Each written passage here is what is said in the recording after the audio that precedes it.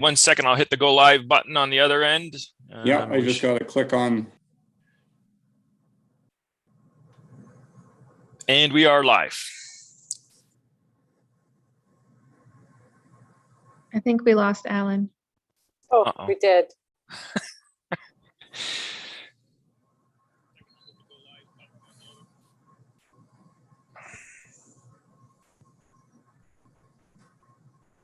Should we see if he's just trying to reconnect immediately and give him a moment?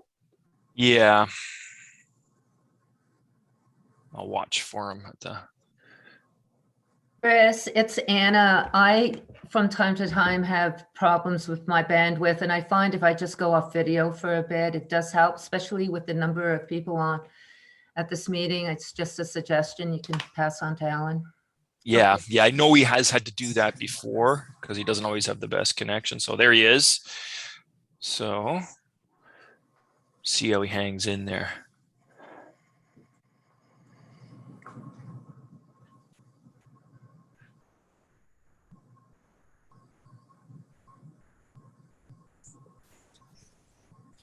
Okay, hello folks. Can you hear me now?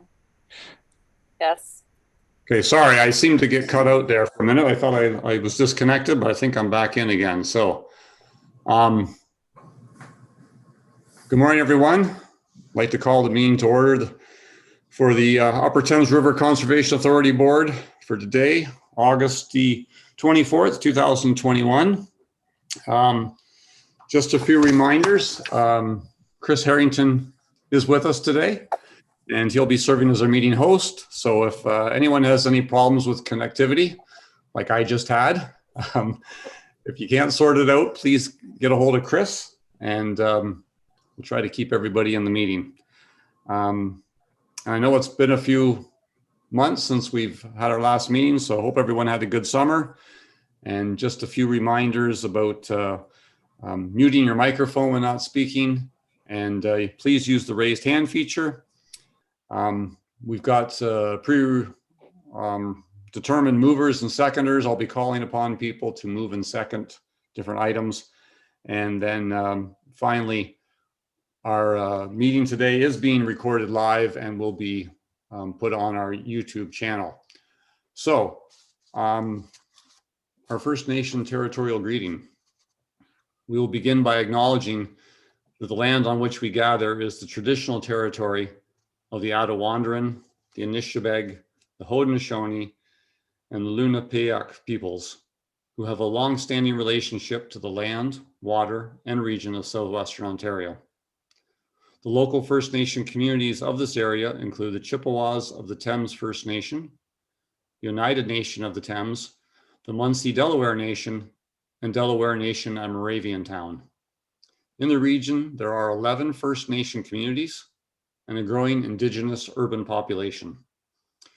We value the significant historical and contemporary contributions of local and regional First Nations and all of the original peoples of Turtle Island. And with that, I'm going to ask Michelle to do the roll call, please. Marie Blosh. Present. Alan Dale. Present. Anna Hopkins. Here. Tony Jackson. Yes. Sandy Levin. Here. Margaret Lupton.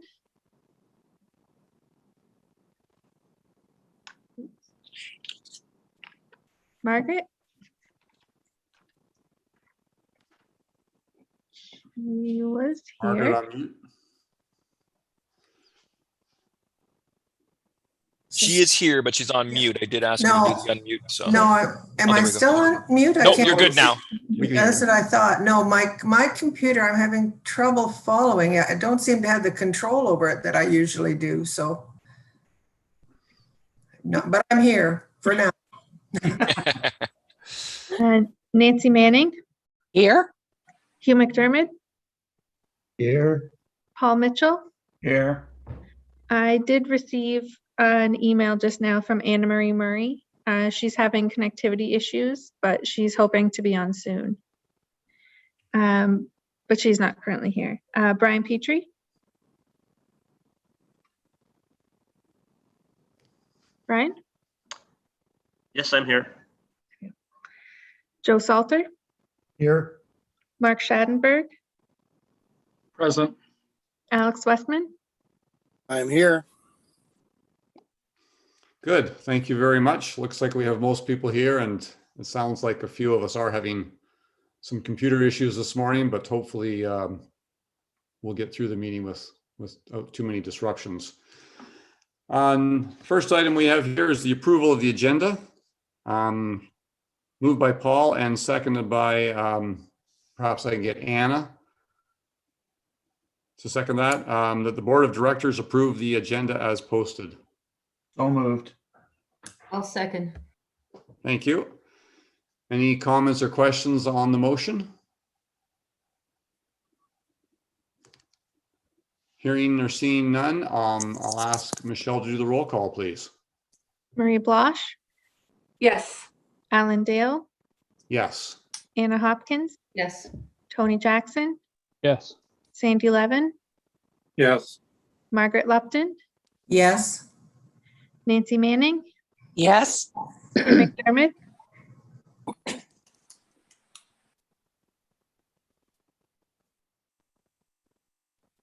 Hugh, Oh, yes. Paul Mitchell, Yes. Brian Petrie, Yes. Jim Reffel, Yes. Joe Salter, Yes. Mark Schadenberg, Yes. Alex Westman. Yes. Okay, that's carried. Thank you. Next on the agenda, we have declarations of conflict of interest. Anything there for anyone to declare today? I don't see or hear anything. So next is the minutes of the previous meeting. That was dated June the 22nd, 2021, and that was included in the package. Can I get Brian to move that and Jim to second it, please?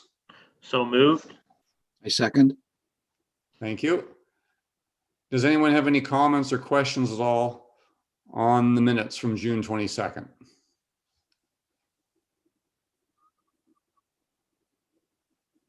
I'm not seeing or hearing anyone, so if there's no questions or comments, I'll ask Michelle to do the roll call for the vote, please. Just before I do that, for the record, Anna Marie Murray is on the call, but she is only able to do audio right now. She cannot respond. Okay. Marie Blosh, Yes. Alan Dale, Yes. Anna Hopkins,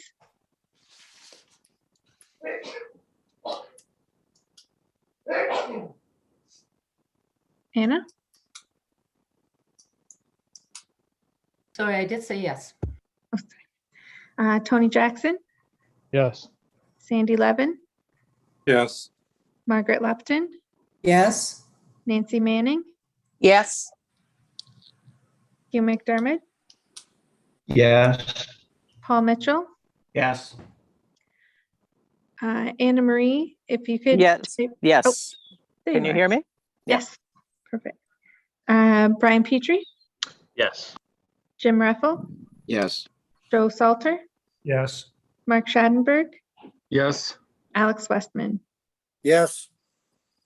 Thank you. That's carried. I don't believe there's any business arising from those minutes. I think anyone has anything there. This morning, we have no delegations. That takes us down to item number 6, which is business for approval. There's 2 items there. The first one, 6.1, involves a mid-year financial update and revised budget.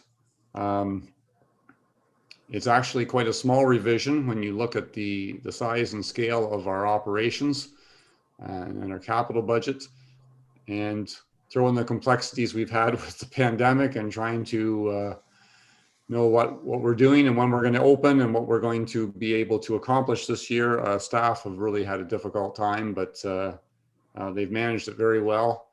And but we do have a few revisions to make to the budget. So the motion is there. The package was sent out to everyone. Can I have Mark move that, please, and Alex second it? I'll move that, sure. And I'll second that. Okay, thank you. Tracy, if you or Christine have some opening remarks you'd like to make at all on this?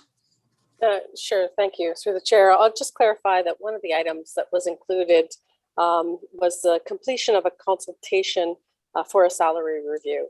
And in the report, it indicates that it increased. And just to kind of provide a bit of an update to the board, is that we've discussed salary reviews that have been completed by other conservation authorities in recent years. And the estimate that we had in the budget was very low in comparison to what those happened to be. So I just wanted to provide some clarification on what that was about.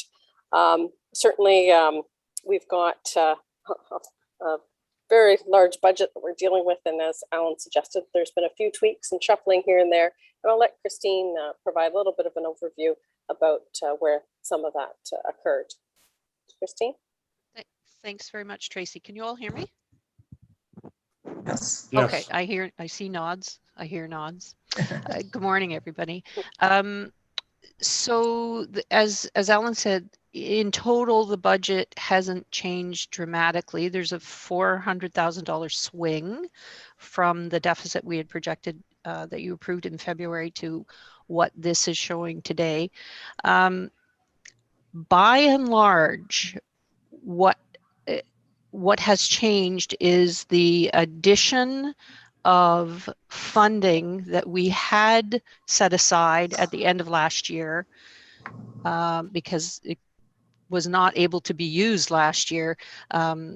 We've added more of that into the budget because we now are seeing some opportunity to open programs to get out there and do some more of the target activities such as LID projects, that sort of thing. So we have incorporated that revenue that we had set aside. And we've also had a approval for the NDMP project, which adds 150,000 all on its own to the budget this year. And with that, the costs that go that are associated. And there have been quite a few small, but many staffing changes. So we did look at the staffing budget carefully and closely to reflect what has actually happened this year so far, because there have been quite a few staffing changes. So by and large, it's a tweak with many parts, but it is better to put this in front of you to have it approved, because then we know that we're going to be measured against this new forecast of budget for the year. Okay. Are there any questions that were not in the report that I can answer? Any questions or comments at all from board members? See a couple hands up. Mark and Paul had their hands up. I didn't see who went first though. Sorry. Oh, here we go. Yep. Thank you. Mark, go ahead. Thanks a lot. Through the chair to the authors of this report. Just, I guess, clarification or maybe explanation. The federal government has been quick to clear the claims with respect to the DMAF program as the City of London, What's DMAF stand for? Disaster Mitigation Adaptation Funding. And that's the West London Dyke 10 million 10-year project. So they are actually very good. We send in claims and we have the money sometimes in as little as 14 days. So we're not, for the size of that project, we're not suffering at all cash wise. So it's been very good because we're working with feds directly on that one. I apologize if I should have known what that acronym was. Sorry. We apologize. We use a lot of acronyms. And just to follow up, there's the other program, the other acronym. I think that one we do have problems with getting funding and reimbursement in a timely fashion. So it is rather confusing. There's two programs there, and one seems to be working quite well, and the other one we have some issues with getting paid. So yeah. Any other questions, Mark? Okay, thank you. I'll move on to Paul. Through the chair, I have 3 questions for Tracy, and it comes, first line under budget revisions is vacant positions. And that struck a chord with me because I know when the first pandemic hit, one of the big cost cutting moves was to not replace people who were leaving. And of course, we didn't need to hire as many seasonal and part-time staff because we weren't operating at full capacity. So Tracy, I'm looking for some update of where we've been going since then. So my first question is, how many employees does the Upper Tem currently have? Yes, through the chair, I can answer that one. I know Sharon provides me with some updates on these stats, but we currently have 93 as of mid-August of either permanent or long-term contract staff. And then another 70 seasonal staff that we hire regularly. And you made the comment about, last year, we did certainly hold off on hiring a full complement in our parks especially. But we made sure what we were hiring this year because the parks were really being used. And we're seeing that, I think, in most municipalities as well. People are appreciating the outdoor activities and the opportunities to get out and reconnect with nature. So having that staffing complement, especially in our parks that are seeing such increased use. And of course, I'm sure most of you have heard about littering issues and the time that it takes to maintain our park areas for the number of visitors that are here, and cleaning up after them is no small feat. So making sure we're keeping that complement there. And my second question is, Christine referred to the number of changes in staffing. So how many positions have been filled so far this year? And do you anticipate more positions being filled before the end of the year? Yes, thank you. Through the chair, we certainly have seen some staffing changes, some retirements, and some shifting in positions, mine included. So it's resulted in about 11 long-term contract and permanent employee hires so far this year, with another 14 short-term contracts. So that's those shorter-term contracts that we've seen. Again, they can be for a lot of the targets work that we would normally have. We did delay in doing some hires last year, not knowing what the pandemic would bring, and certainly felt that, certainly a strain on staff, so wanted to fill those positions that had been vacant in the past. So we expect for the rest of the year about another 5 or 6. As you heard from Christine's report, there's a lot of work that's been kind of deferred that we're wanting to get going on this fall, hopefully as things open up, but certainly, trees in the ground, LID projects, all those types of things are work that we've had to delay in some cases because we haven't been able to utilize our volunteer crews, but we want to get on with that work as well. So hiring some contract staff to help us out in those short terms will certainly assist with that. And my last question is, through the media, all the reports are, and if you drive around the countryside and see the help wanted signs posted everywhere, it appears that all employers are having trouble finding staff of any type.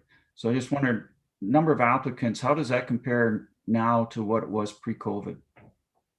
Yeah, great question. And if I can through the chair, it's certainly one of those challenges that we've seen as well, a decline in the number of resumes. And I often, there's so many different means to apply for jobs now too. I'm dating myself, but back in the days when you could only mail in your resumes, and now there's so many different avenues to post your resumes and to belong to different apps that submit applications that meet your credentials, and LinkedIn and all those things. There's certainly so many different mechanisms to hear about jobs.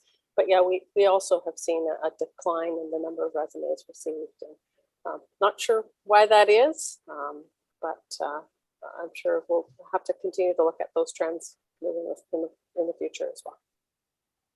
Okay, thanks for the information, Tracy. Appreciate it. No problem. Thank you for the questions. Yep. Thanks, Paul. Anna, you're next. Thanks, Mr. President, and thanks for asking one of my questions, Paul and Tracy. I really appreciate the staff update, considering that our parks are very well used. My second question was, I was surprised to see property taxes increase, and that impacted some evaluations in 2020, and just wondering what the percentage of properties were assessed back then and what we can anticipate going into the future. Just if I can get a little bit more information. I can speak to that. We still don't have the end of our property tax bills in the system yet. So knowing exactly what the final number is going to be is a bit difficult. We have received increases in property valuations and the rate. For instance, here at Fanshawe, we've been talking with MPAC every day for several weeks now. One thing we have recently learned is that they transitioned to a new computer system about 4 years ago, and there were valuations for buildings that were not carried forward into the new system. And now we're seeing them reflected on the tax bills. We think they've also picked up the value of the new WCC finally, or at least part of it. So I included an extra 5% in the budget for property taxes simply because I'm seeing them rise, but I can't actually tell you how much they're going to rise for this year. So it's what we know, but it's not very definitive at the moment. Sorry. Yeah, thank you for that. So I guess, what's WCC stand for? Just Watershed Conservation Center, our building here. Yep, I just wanted to make sure I got that right.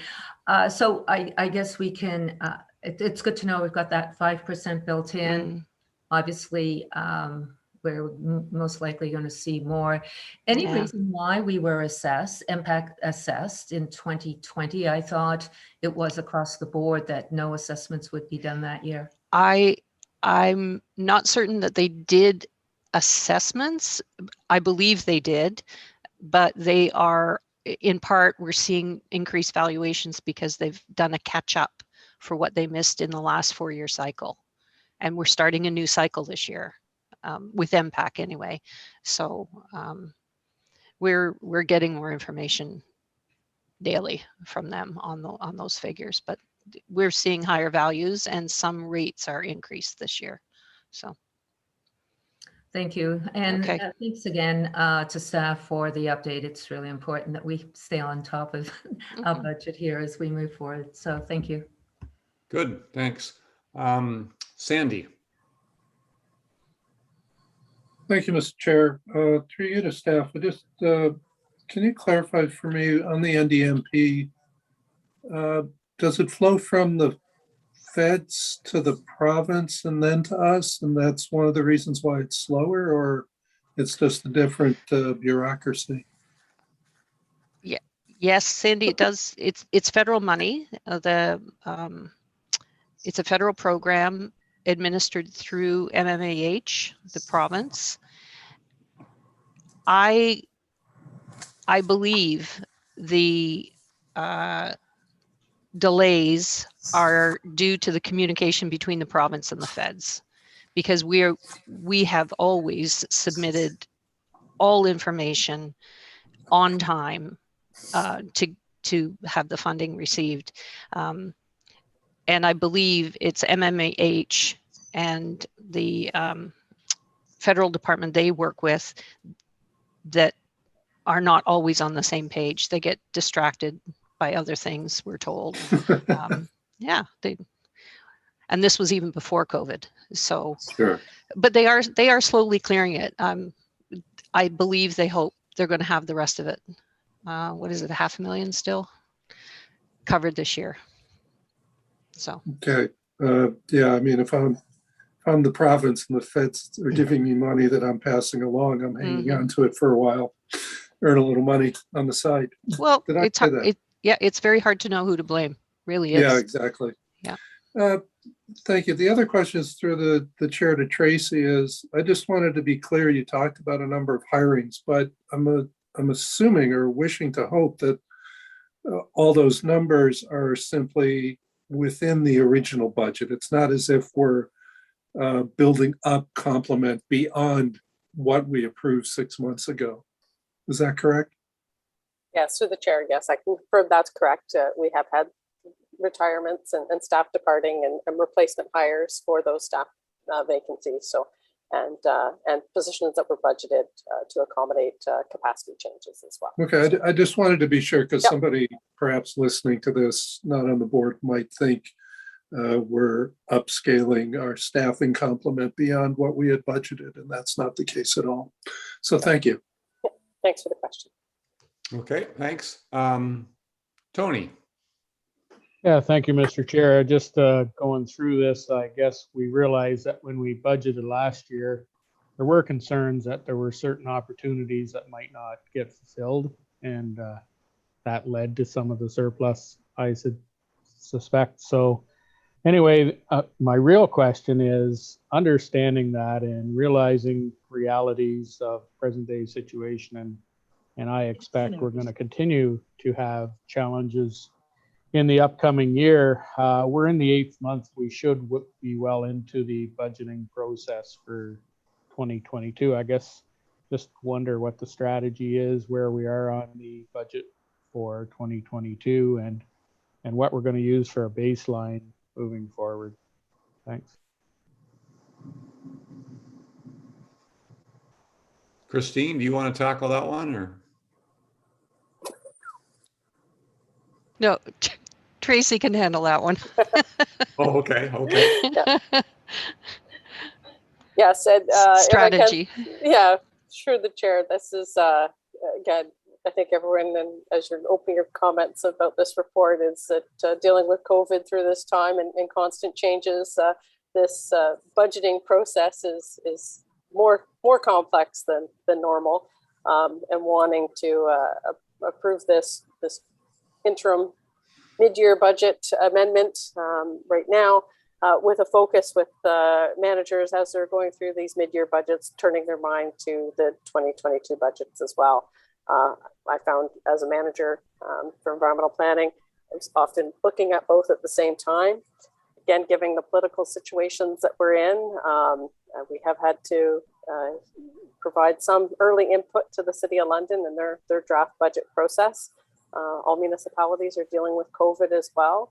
And with the changes to the CA Act and not knowing what the regulations will look like just yet, I think we have a mindset for a very cautious budget. So, but more on that to come, hoping to have something back to the board in October, but we'll see how our plans roll out.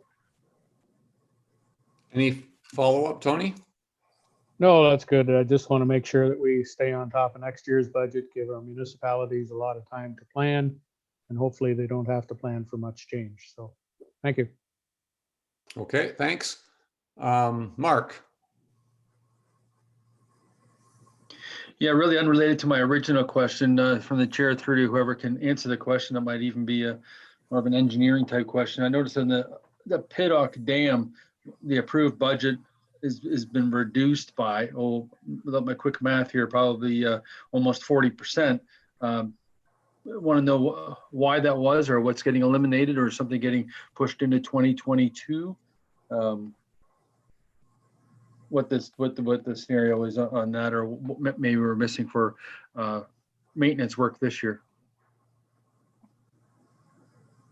Yes, if I can through the chair, I'll direct that question to Chris Tasker. He's on the line. I know he looked at a lot of his capital expenses, and some of the projects needed to shift around to accommodate scheduling. But Chris, if you're able to provide a response. Yeah, I'd have to dig into the details specifically, but I know that one thing that did happen is we have, this is in the capital projects budget.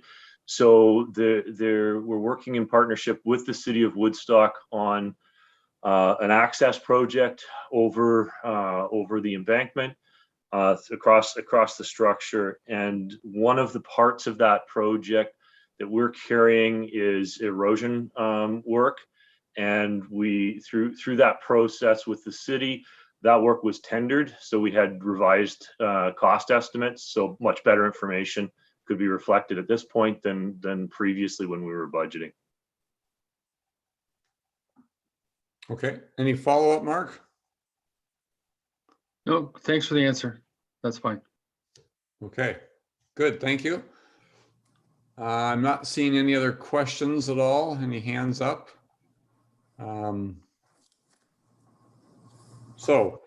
Just a quick reminder though, that this does not change the municipal levy.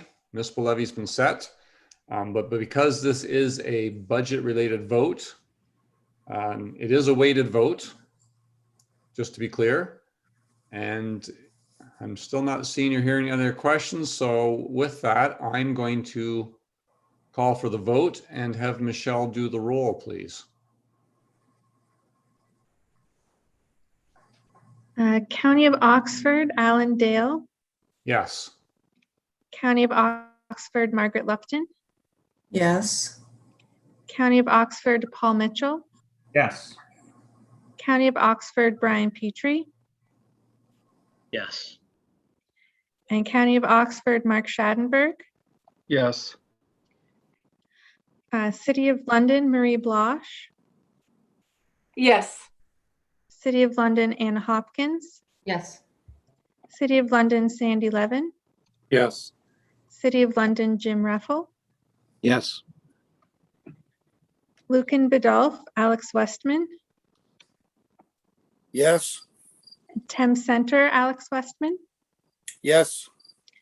Middlesex Center, Nancy Manning. Yes. City of Stratford, Joe Salter. Yes. Perth East, Hugh McDermott. Yes. West Perth, Anne Marie Murray. Yes. Town of St. Mary's, Tony Jackson. Yes. Perth South, Tony Jackson. Yes. And South Huron, Tony Jackson. Yes. Okay, that's been carried. Thank you very much, everyone. Appreciate that. And the other item we have for approval is 6.2, and that deals with the ministerial zoning orders. So can I get Marie to move that, please, and Anna to second it?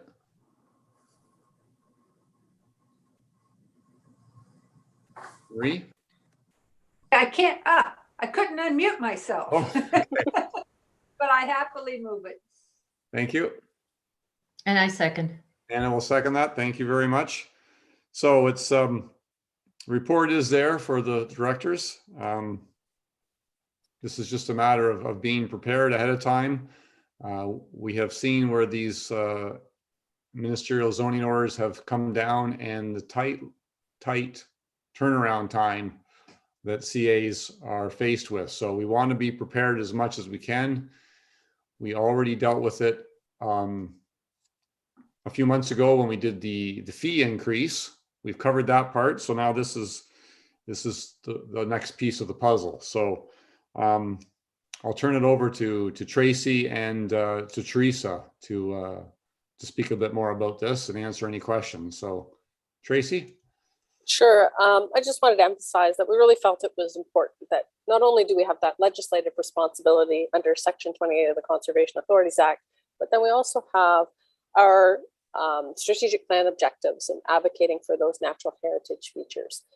Certainly that's not something that is part of our role for ministerial zoning orders, but we want to make sure we're communicating our strategic objectives and advocating for our natural environments through this communications plan. So certainly those are the main themes. I think Teresa has some comments as well. So Teresa, I'll turn it over to you. So I think there's one area that maybe we'll ask for an amendment just to further clarify that in our communications. Thank you, Tracy, and through the chair to the board members.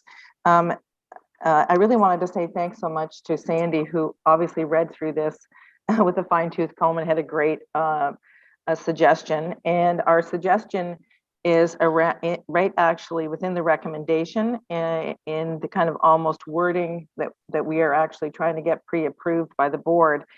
And in the second paragraph, we say consistent with the UTRCA strategic objectives. We'd like to add that legislative mandate piece in. So we'd like to change that paragraph to read consistent with the UTRCA's legislative mandate. And it probably will be an and or strategic objectives. The UTRCA opposes this project. Just to make sure, it'll really depend on the situation that we're in at the time, but it's really going to help us be able to communicate in a really timely manner if we've got this approval from our board members. Okay, thank you. Marie and Anna, you're okay with amending that slightly then, and we'll put in the words legislative mandate? Yes, it's Marie. Yeah, Alan, if I could just have the wording, I'm okay with it, but I just want to make sure I understand the wording and where exactly is it going? Is it being attached to the recommendation 1, 2, or is it separate? Okay, Teresa? Sure, it's just an amendment to that recommendation, recommendation 2, so to that general statement. The second paragraph of the general statement will just add consistent with the UTRCA's legislative mandate, along with what's already there, strategic objectives. The Sandy's suggestion is we just leave it with legislative mandate and strategic objectives and try to stay general and take out the advocate for natural heritage restoration and protection. Okay, so I'm looking for that amendment. It's in the second paragraph there. It's not in the 2 bullet points on the actual recommendation. Okay. Right. I wasn't clear on that myself, so thank you, Anna. Okay. Any questions or comments at all then on the report and on that amendment there? Tony. Yes, thank you, Mr. Chair. I'm a little bit concerned by number 2. I want to make sure that it's not intended that every time there's an MZO proposed that we automatically say no. I think you've tried to qualify it maybe when they're used to override natural hazards and or heritage features. But I guess I see an opportunity where this could be misapplied perhaps, and I think we need to be sure to qualify that extremely well. We need some information on the MZOs before we comment, and I don't want to see us get the horse before the cart before the horse, sorry. So I don't know whether we need to reword number 2 or if anybody else has those same concerns. I just want to make sure that we don't just say no every time we hear the words or the acronym MZO. So anyway, that's my concern. Okay, any response there at all or any comments, Teresa? Well, there, if it actually involves the Conservation Authority, by nature of the fact that it involves us, there would have to be some implication for natural hazards. And we would assume, or it could be natural heritage. I don't know if you want to comment on that, Tracy? Yeah, if I can through the chair, I'll just add that, yeah, with any MZO, they're, depending on the site, depending on the impact, will be very variable. And there are some sites, you know, we've talked about the Toyota plant in the past, that there was one of the MZOs in our watershed that, you know, there wasn't the requirement for the UTRC to issue a permit at the time. It wasn't in the legislation.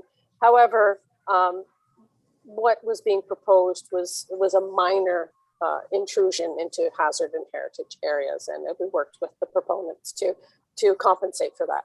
But certainly, we've seen in the Toronto example, in the Duffins Creek sub-watershed, an area that was going to be entirely eliminated, that was a provincially significant wetland, as well as a huge area for flood storage and for hazard mitigation. So it will be variable, and certainly the messaging won't be the same in every instance. So if that helps. Okay. Any follow-up there, Tony? Yeah, I just want to make sure that we don't arbitrarily be hard-nosed on minor issues, perhaps. I mean, I think politicians got the message that MCOs aren't really greatly appreciated in a lot of cases. But when I reviewed kind of our application review, and I see things like children's play equipment in a regulated area, I mean, if it's something that minor, and the province has suggested an MZO in something that's relatively minor, I think it should be some discretion applied, at least some discussion and investigation. I don't see any reason why staff wouldn't be involved or make comment, but just a hard no is probably not an approach that I would take on very minor issues. So I hope some discretion is applied rather than just a carte blanche hard no.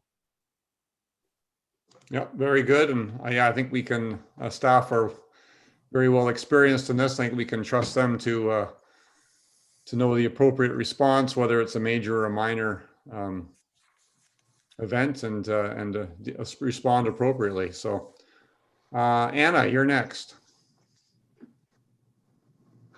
Yeah, thank you. And I have a question regarding the recommendation number 1 as a board member notifying staff of the proposed MZO in my municipality. I want to know a little bit more how I go about doing that as a planning committee member. I'm usually receiving agendas the week before the planning committee. And I would assume that's when I would be getting some idea that an MZO may be coming to the planning committee, and then eventually to council the following week or two for for the final support.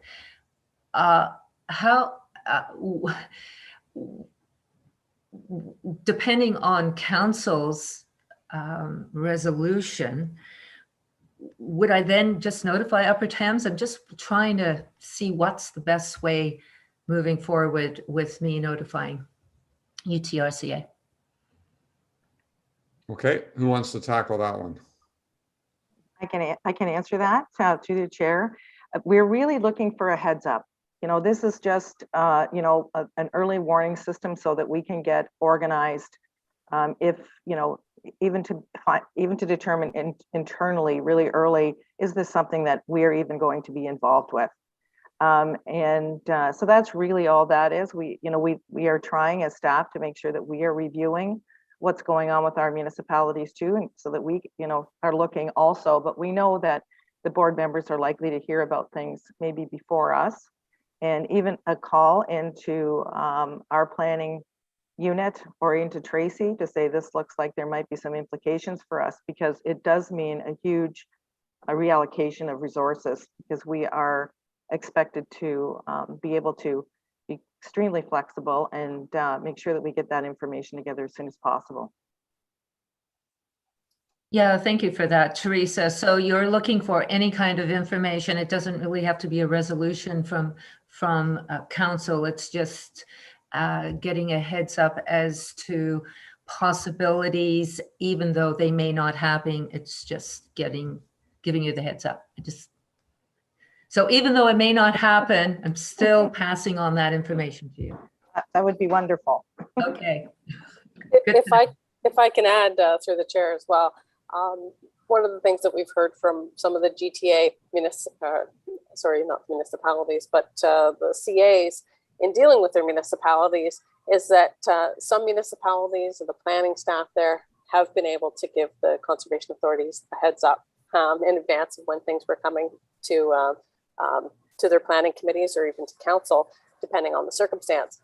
But in other cases, they weren't hearing things. And it's really just, as Teresa said, a friendly heads up call to be aware, because otherwise, again, it takes that staff time to be scanning through agendas from each one of our member municipalities to see if there's something on there that would mention a ministerial zoning order or proposal moving forward. So again, allowing us that time to prepare and to, again, to screen the application to see if there is an involvement with the CA, and if something that we should be expecting to be coming, because time certainly will be of the essence. Yeah, thanks for that, Tracy. Is that something that we can share with staff to encourage them as well to reach out to UTRCA? Yeah, certainly. We have been mentioning that, and like I say, some staff, again, they have those relationships. They've been at the municipalities a lot longer. They know who to reach out to.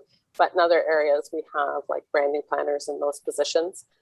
One of the things we did hear from one of the CAs in the GTA was that at times planning staff at the municipalities were advised to not contact the CA and give them a heads up. So depending on the situation, there could be a number of factors at play, but what we're asking here of our members is if there is something that you've seen on your council agendas to just give us a quick call and let us know. Thank you for that information. I think it's good to hear that. And the other concern was around staff resources. So it explains everything, the importance of making sure that we're able to do the work that may be coming forward. So thank you. All right, thank you. Marie, you're next.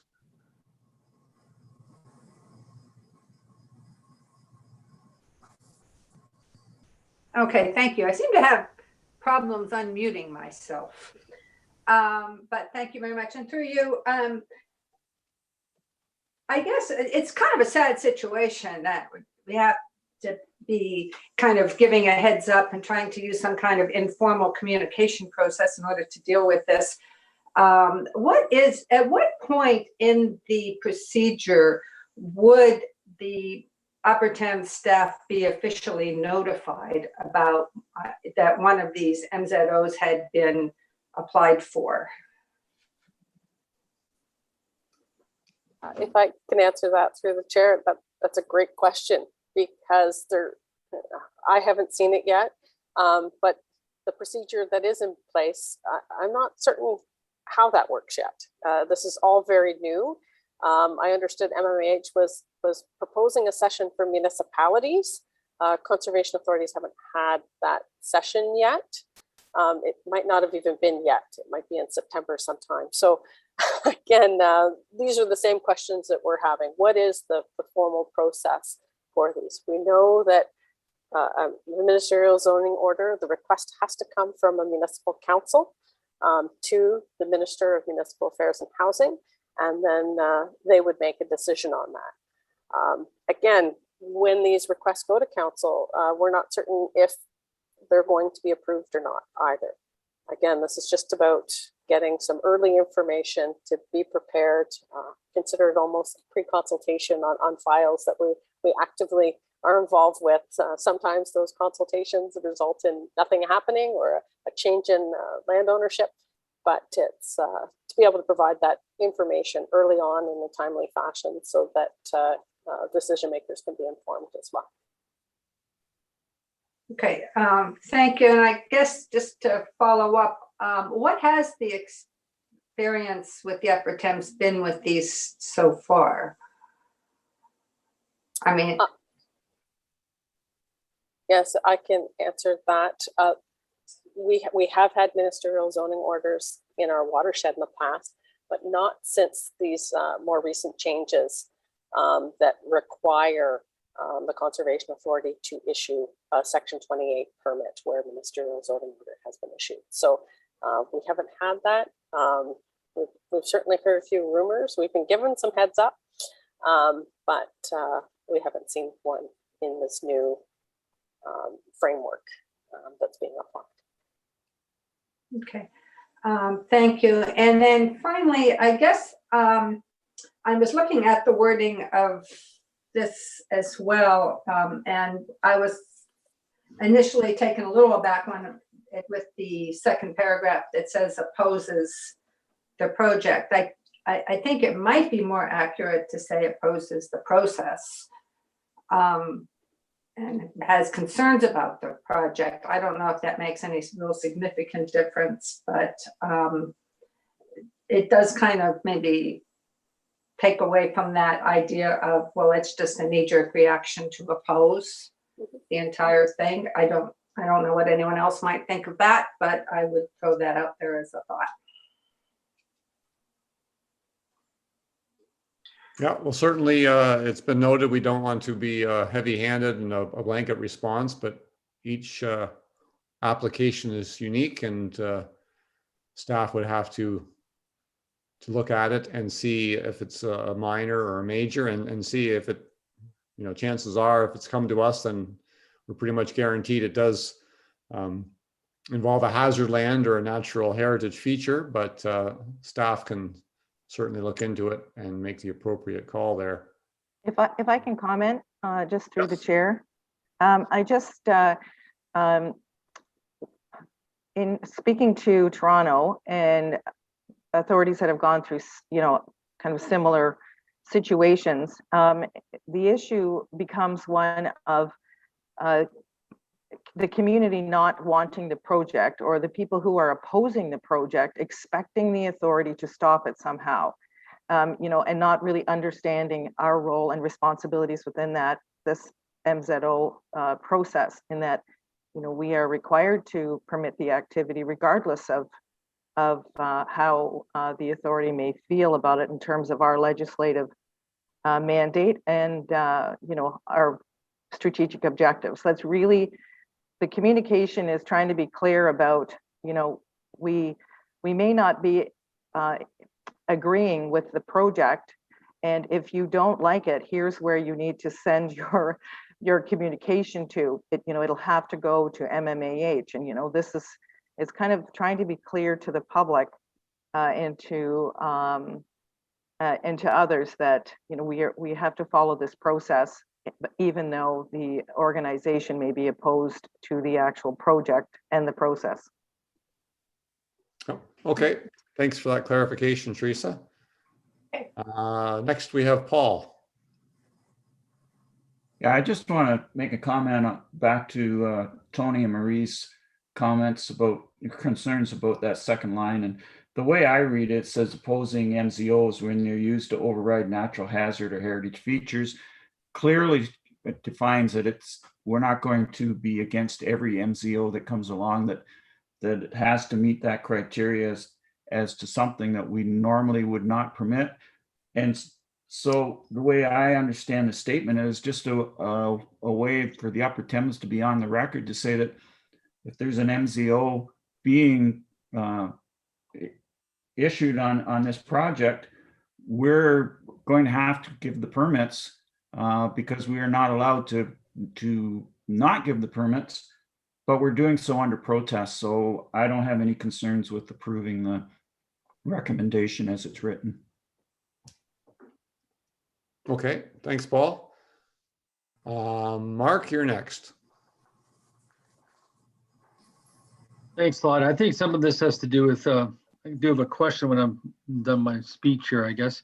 A battle between what's intensification and what's saving farmland, because in Woodstock, for example, the corner of Highway 59 and Lakeview Drive, there's the province of Ontario owns 9.6 acres that the Ontario Ministry of Agriculture and Food is used for an office. That's all there was on that building. 9.6 acres was an office. It's a fairly significant size office, but the rest was green space and trees. Now they determined that property to be surplus, and even though it's probably not in the floodplain, the Upper Thames River would certainly have concern over removing a lot of trees and adding concrete to a space where there was probably reasonably good drainage from Mother Nature, so to speak. So I'm going to send the report about Teresa and Tracy after our meeting, but it's 9.6 acres, and the province of Ontario wants the city of Woodstock to agree to a zoning change. Yes, that's understandable because they want it to be residential, but they want 108 units on that property, like 9 detached houses and the rest all townhouses. So even though that's not necessarily an MZO, it is something coming from the province of Ontario, the Majesty and the King, or whatever they're calling themselves, and selling this property, asking for a zoning change. But I think to some degree, it certainly applies to this same MZO process of, like I say, intensification versus farmland and all that other stuff we always see at the municipal side of things. I don't know if there's a comment Teresa and Tracy can make on that, because I could certainly send them the report, and they may not have any issues with it, but they likely would. No, certainly happy to receive that. I'm familiar with the area, but not that specific site. But yeah, again, that would be an example of where, yeah, there might be concerns. There may not be. If there was an area of the natural landscape that was being left untouched, that was part of the MZO, but it wasn't being affected by the actual development activity, then we wouldn't have those concerns. But certainly if it was, part of a provincially significant wetland that was being entirely removed, then that site and those conditions would certainly involve us much more. That's a lot of building. Yeah, well, people can see that Mark's holding up a diagram there, a map, and aerial photo, I guess, and you can see kind of in the center there is the office building and a lot of green space around it. So yeah, well, that's good. Thanks for that information, Mark. Brian, you're next. So I can see where Tony and Marie are coming from. I didn't have any of those concerns, but what I could offer is an amendment. And at the end, instead of saying, it's saying that the board approved the following general statement opposing MZOs when they are used to override natural hazard or heritage features that wouldn't normally be approved under our policies. Because again, if there is something, sometimes we do have stuff that comes forward. The whole thing about this is that, and again, it comes down to Sandy's amendments as well, which I support, is that we have a legislative responsibility mandated to us by the province of Ontario to do their job for them. And then they say, oh no, don't worry about that. We don't care about that in this situation. We still have that legislative mandate from them. They didn't say they did, in one way they said don't worry about it, but it's still there, and we should be taking that into consideration when giving out a permit and what sort of any sort of options on that permit that are put out by staff. So yeah, I could live with that. I don't like blanket statements either. So, but the general reasoning behind the statement is that you have given us a job to do. You're not letting us do that job. Make sure that you're taking the heat for it, and that people understand that this is your decision alone. Okay, thanks, Brian. Sandy, you have a comment? Thank you, Mr. Chair. I think Teresa hit the nail on the head with this, though, that the intent of number 2, and correct me if I'm wrong through you to staff, is that this is a communication to the public. Is that correct? That's correct. Yes, that's correct. This would be our basically the basis of our media release, should something like this happen. So I'm thinking that if piecing together what Tony had started and Brian had just mentioned, is that maybe just to help all of us, is that it's rephrasing number 2 that says the board approved the following communication to the public in the case when opposing an MZO, blah, blah, blah. I think that's the intent of what we're here to do today, and the rest of it is going to be administrative. And I'm hoping that satisfies folks, because I think sounds like there's some concern that we're messaging directly to the province or directly to the municipality that's asking us to deal with this MZO. Whereas what we're trying to do is help the public understand the process, which is we're getting our hands tied because of this. And staff are going to come to us asking us to approve the conditions that go with that MZO if and when it comes to that. Is that, would that little bit of an amendment be helpful to the board? That's all I'm driving at with that. Okay. Yep. No, I think that sounds quite reasonable. And Marie and Anna, you're the mover and seconder. Are you okay with making that amendment to number 2, item number 2, and saying, just clarifying that this is be used for communication to the public?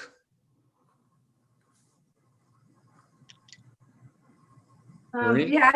Yeah, I think that was implied, but I do think clarifying it is a big improvement. And so yes, I think that would help a great deal. Okay, thanks. Anna? More we can clarify our communication to the public, I think is important. Happy to second it. Okay, thanks.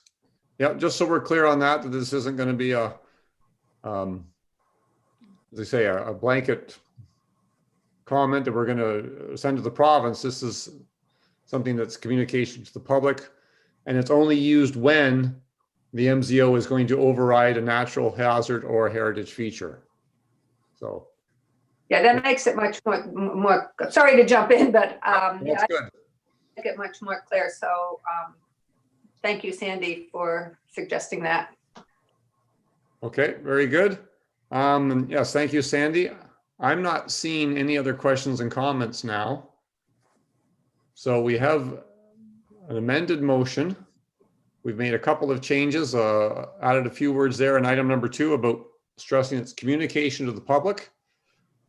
And also in that second paragraph below that, we've also going to insert the words legislative mandate. We want to emphasize that point, that we have a legislative mandate and we would be asked to go against it. So it's we want to make that clear. So I'm not seeing any other questions and comments. So I'm going to call for the vote then on the amended recommendation. Michelle, can you do the roll, please? Yes. Marie Blosh, Yes. Alan Dale, Yes. Anna Hopkins, Yes. Tony Jackson, Yes, and thank you. Sandy Levin, Yes. Margaret Lupton, Yes. Nancy Manning, Yes. Hugh McDermott, No. Paul Mitchell, Yes. Anna Marie Murray, Yes. Brian Petrie, Yes. Jim Reffel, Yes. Joe Salter, Yes. Mark Schattenberg, Yes. Alex Westman. Yes. Okay, motion does carry. Next, we have item number 7. We are going down to business for information. First one there is 7.1. That's our usual section 28 status report. Can I get Tony to move that and Sandy to second it, please? So moved. Second. Thank you. We've got staff on the line here. Any comments or questions at all for staff on the section 28 report?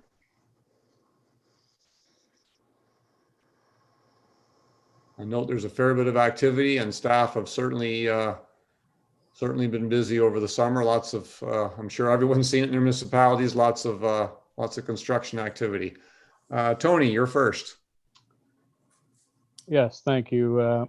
So I noted earlier there was a review of a playground equipment going into a regulated area. Could I get kind of a description of what that included? And I have a follow-up question. Yep. Okay. Regarding that. Jenna, is Jenna on the line? Does she want to deal with that one?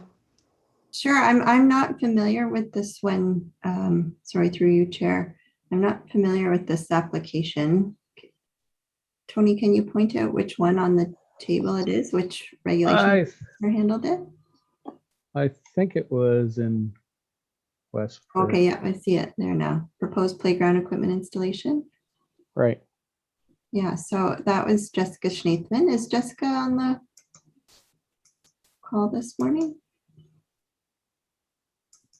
Yes, I'm on the call.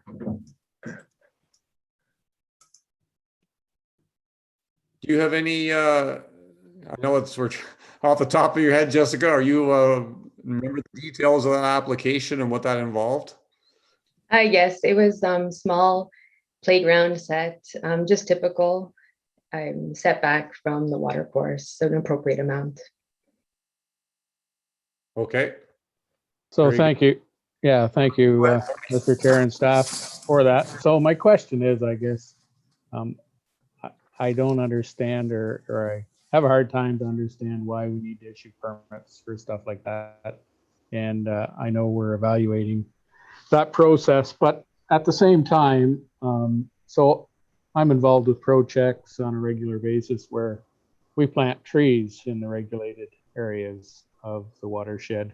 And I guess I think of it in the same way. And I had this question posed to me once before. If I plant 4 trees in the regulated area, do I need a permit to do that? And I know we plant a lot of trees along the water courses in the municipalities and within the watershed. So is there a difference between a swing set and trees that are planted in the regulated area, and should there be permits issued for the purpose of those projects as well? Okay. Jenna, you want to tackle that? Sure. So through you, Chair.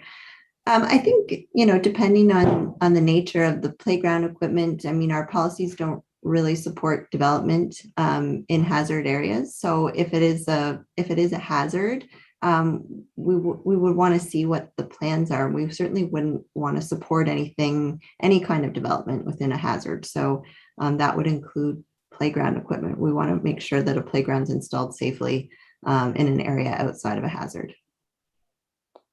So the other question I had is, I know a lot of people in the outdoors community, the hunting community, that also put tree stands up along trees, along rivers and ditches and corridors as such. Again, is there any difference between that and a play set or the trees? Should there be an application for a permit? Not trying to give you a hard time, just trying to get some understanding and so when people ask me these questions, I can answer them. Yeah, I think it's always good to check in with our staff if it's a regulated area. And I guess I can't comment too much on a tree stand for hunting purposes and sort of what that would entail and sort of the permanency of that. But I guess, I think any kind of permanent structure, we would want to review and make sure it's, it's outside of a hazard. So I think it's always good to kind of check in with staff about anything that's being installed in a regulated area. Thank you. And we don't necessarily need to issue a permit for everything. So staff have some discretion to clear certain types of activities if it's not something that requires a permit. But I think it's always good to just check in with staff to make sure. I hate to jump in here with staff, but I think, yeah, it's a big difference whether it's a temporary structure. I know the local municipal park near me used to have a swing set and a slide, and it was pretty basic. And then when it got replaced, it was pretty amazing how much to come up to code now, how much digging was involved and how much concrete went into the ground for a new swing set and a new jungle gym. It may look like it's pretty minor, but it was actually quite surprising how much digging went on and that kind of activity. So I think there's a big difference between a permanent playground equipment that involves concrete as opposed to a temporary structure like a tree stand. So hopefully that clarifies things a little bit too. Other questions and comments? If I could add, Alan, I was just going to say, exactly what you were suggesting. It also comes down to the cost of the project. And I know from fundraising at my kids' school, the cost of playground equipment is substantial, not only for the equipment themselves, but for that infrastructure needed to support them, as you're suggesting with the concrete. So quite a vast difference between that and a temporary tree stand. Okay. I'm not seeing any other questions and comments. So Brent has his hand up, Alan. Sorry, I think. Sorry, who is that? Brent. Oh, okay. Sorry, Brent, go ahead. All right. Thank you, Chris, and through you, Mr. Chair. Just to follow up on that as well. some of the playgrounds that we're seeing are quite extensive in the footings, the drainage associated to it, the equipment, the excavators, the storage, the material stockpiling, the erosion sediment control. All of these are part of those plans that we're reviewing, and sometimes it does warrant a permit, a routine or a minor permit, and sometimes it does, warrant a clearance. So depending on the scale, the proximity, the hazards associated, the risk associated, and like Tracy said, the cost. So. Thanks. Okay. Yep, that's great. Good to know. Thanks. All right. If there's no other questions and comments, we've got the motion in front of us. I'm going to call for the vote. So Michelle, if you could do the roll, please. Marie Blosh, Yes. Alan Dale, Yes. Anna Hopkins, Yes. Tony Jackson, Yes. Sandy Levin, Yes. Margaret Lupton, Yes. Nancy Manning, Yes. Hugh McDermott, Yes. Paul Mitchell, Yes. Anna Marie Murray, Yes. Brian Petrie, Yes. Jim Reffel, Yes. Joe Salter, Yes. Mark Schadenberg, Yes. Alex Westman. Yes. Okay, that's carried. Thank you very much. And thank you to staff.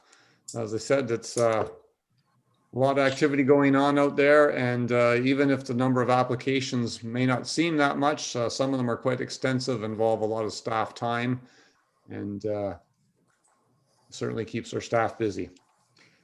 Next item we have is 7.2. And that's the report there dealing with the letter that we got from the Ministry of Environment, Conservation and Parks. So can I get Margaret to move that, please, and Nancy to second it? So moved. So seconded. Thank you. So yeah, it's pretty straightforward. As you folks know, this has been an ongoing issue for a number of years, and it finally came to the point where the province got involved and there were meetings held. And a big thank you to our staff that were involved in those meetings. A lot of time was spent gathering historical information and dam operation records and what have you. And presentations were made. And the result of all that has been a letter from the ministry that's kind of vague and kind of says, well, just keep on doing what you're doing and let's try to work together and make it a little better. Would be how I would recommend, how I would interpret this. No big sweeping changes or recommendations from the province. So Tracy, I don't know if you or Chris or anyone wants to make some comments on this. Yeah, sure. Thank you, Alan, through you. Yeah, again, the report's been provided as information and as an update. But I just wanted to emphasize that the letter from MECP, it did recognize that the recommendations are, and I quote, to address any outstanding concerns associated with the operation of Wildwood Dam for the benefit of the entire community. And I really emphasize that last part, the benefit of the entire community, because that's always been our focus with our operations, and extends from high water events to low flow augmentation as the purpose of that structure. So certainly provided some expansion to the recommendations and the communications that staff have had in the past, and opportunities to perhaps formalize those communications, how we take into consideration the golf course's concerns during some of those operations, and provide some advance alleviation of flood storage if we can. And then we've always offered guidance and expertise to provide some enhancement opportunities to their golf course itself to mitigate some of the seasonal flooding that they have on the course. And then certainly we followed up with town staff and had some initial discussion as an option to utilize a third-party review, and looking at expanding on our dam safety review to include those low water operations as well. And Chris Tasker can elaborate on that. But again, this is just some information up front and more discussion to be had as we move forward through this process of the dam safety review.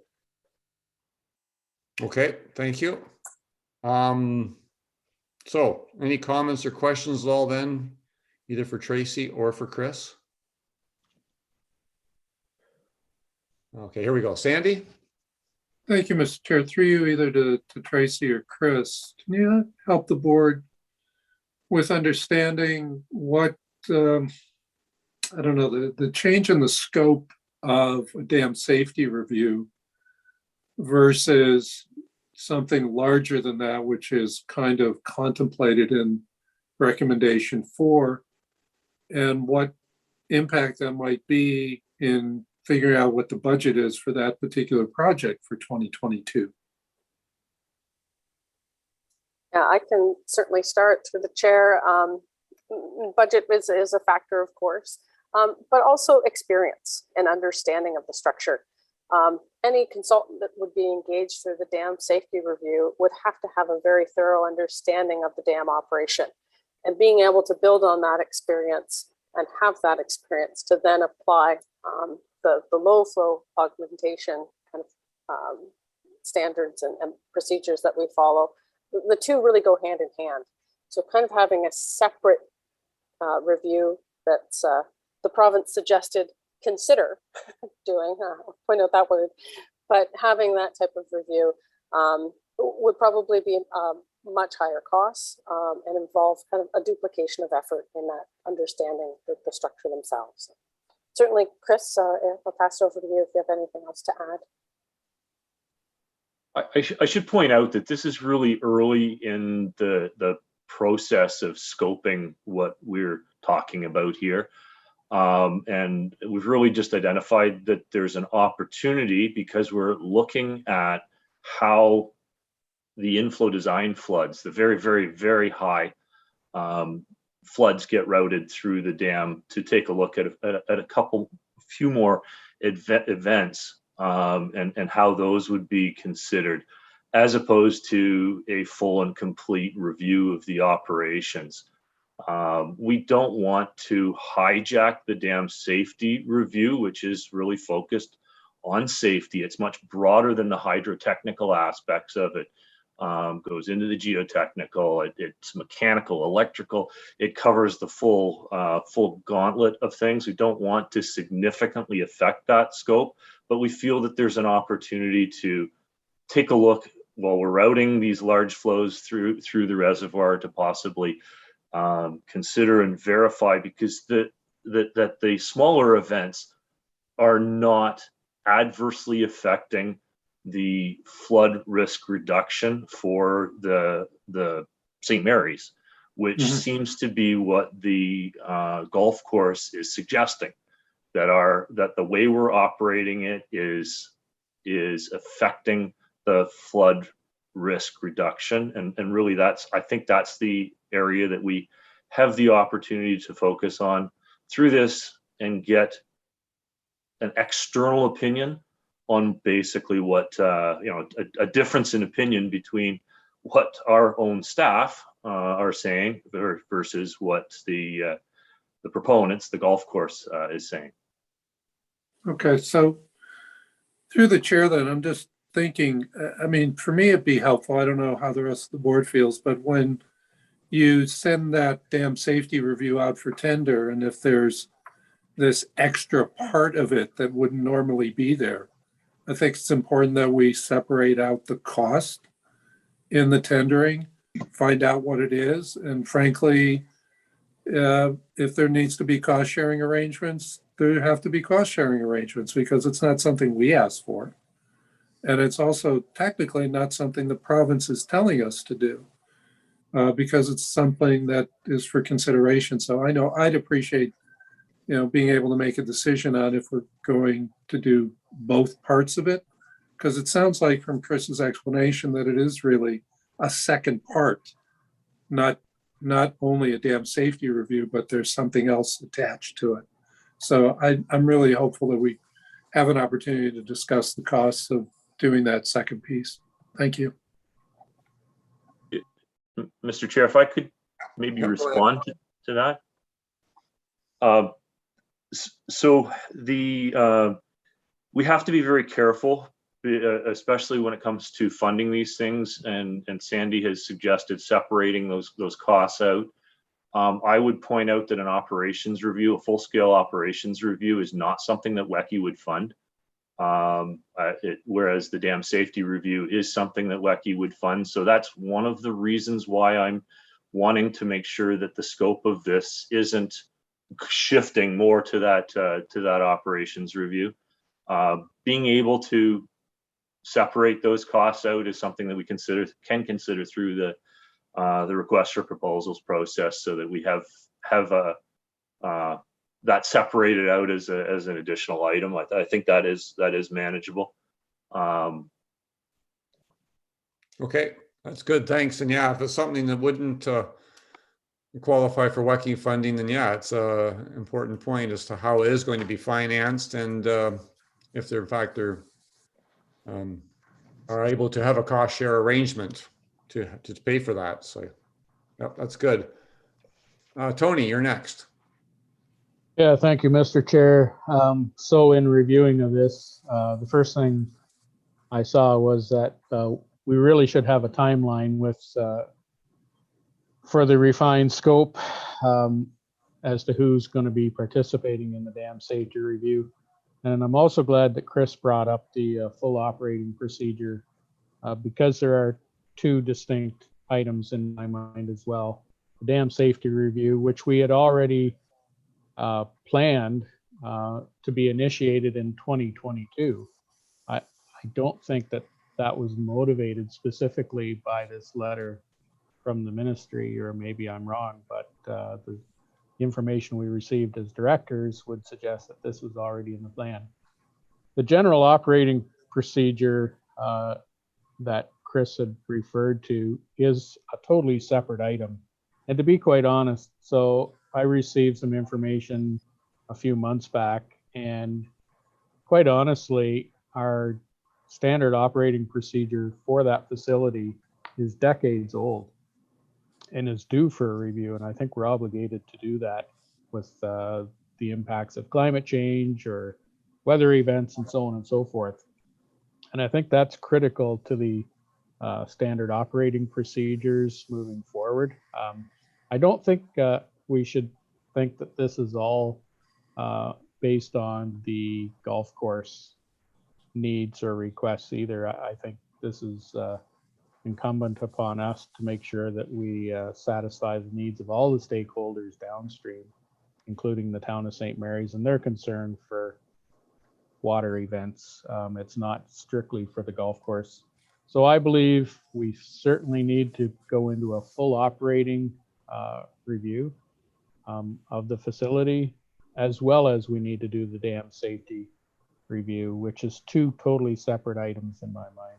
And anyway, I'll let staff respond to that, but I think there's some important conclusions that we can draw from this, and our fiduciary responsibilities as well as operating responsibilities for that facility need to be totally captured. It's been addressed as a concern, and shame on us if we don't follow up. And it's so dated, honestly, that I think we need to make it current. So two different things in recommendation number 4. I think we need to have both a complete operational review as well as the dam safety review.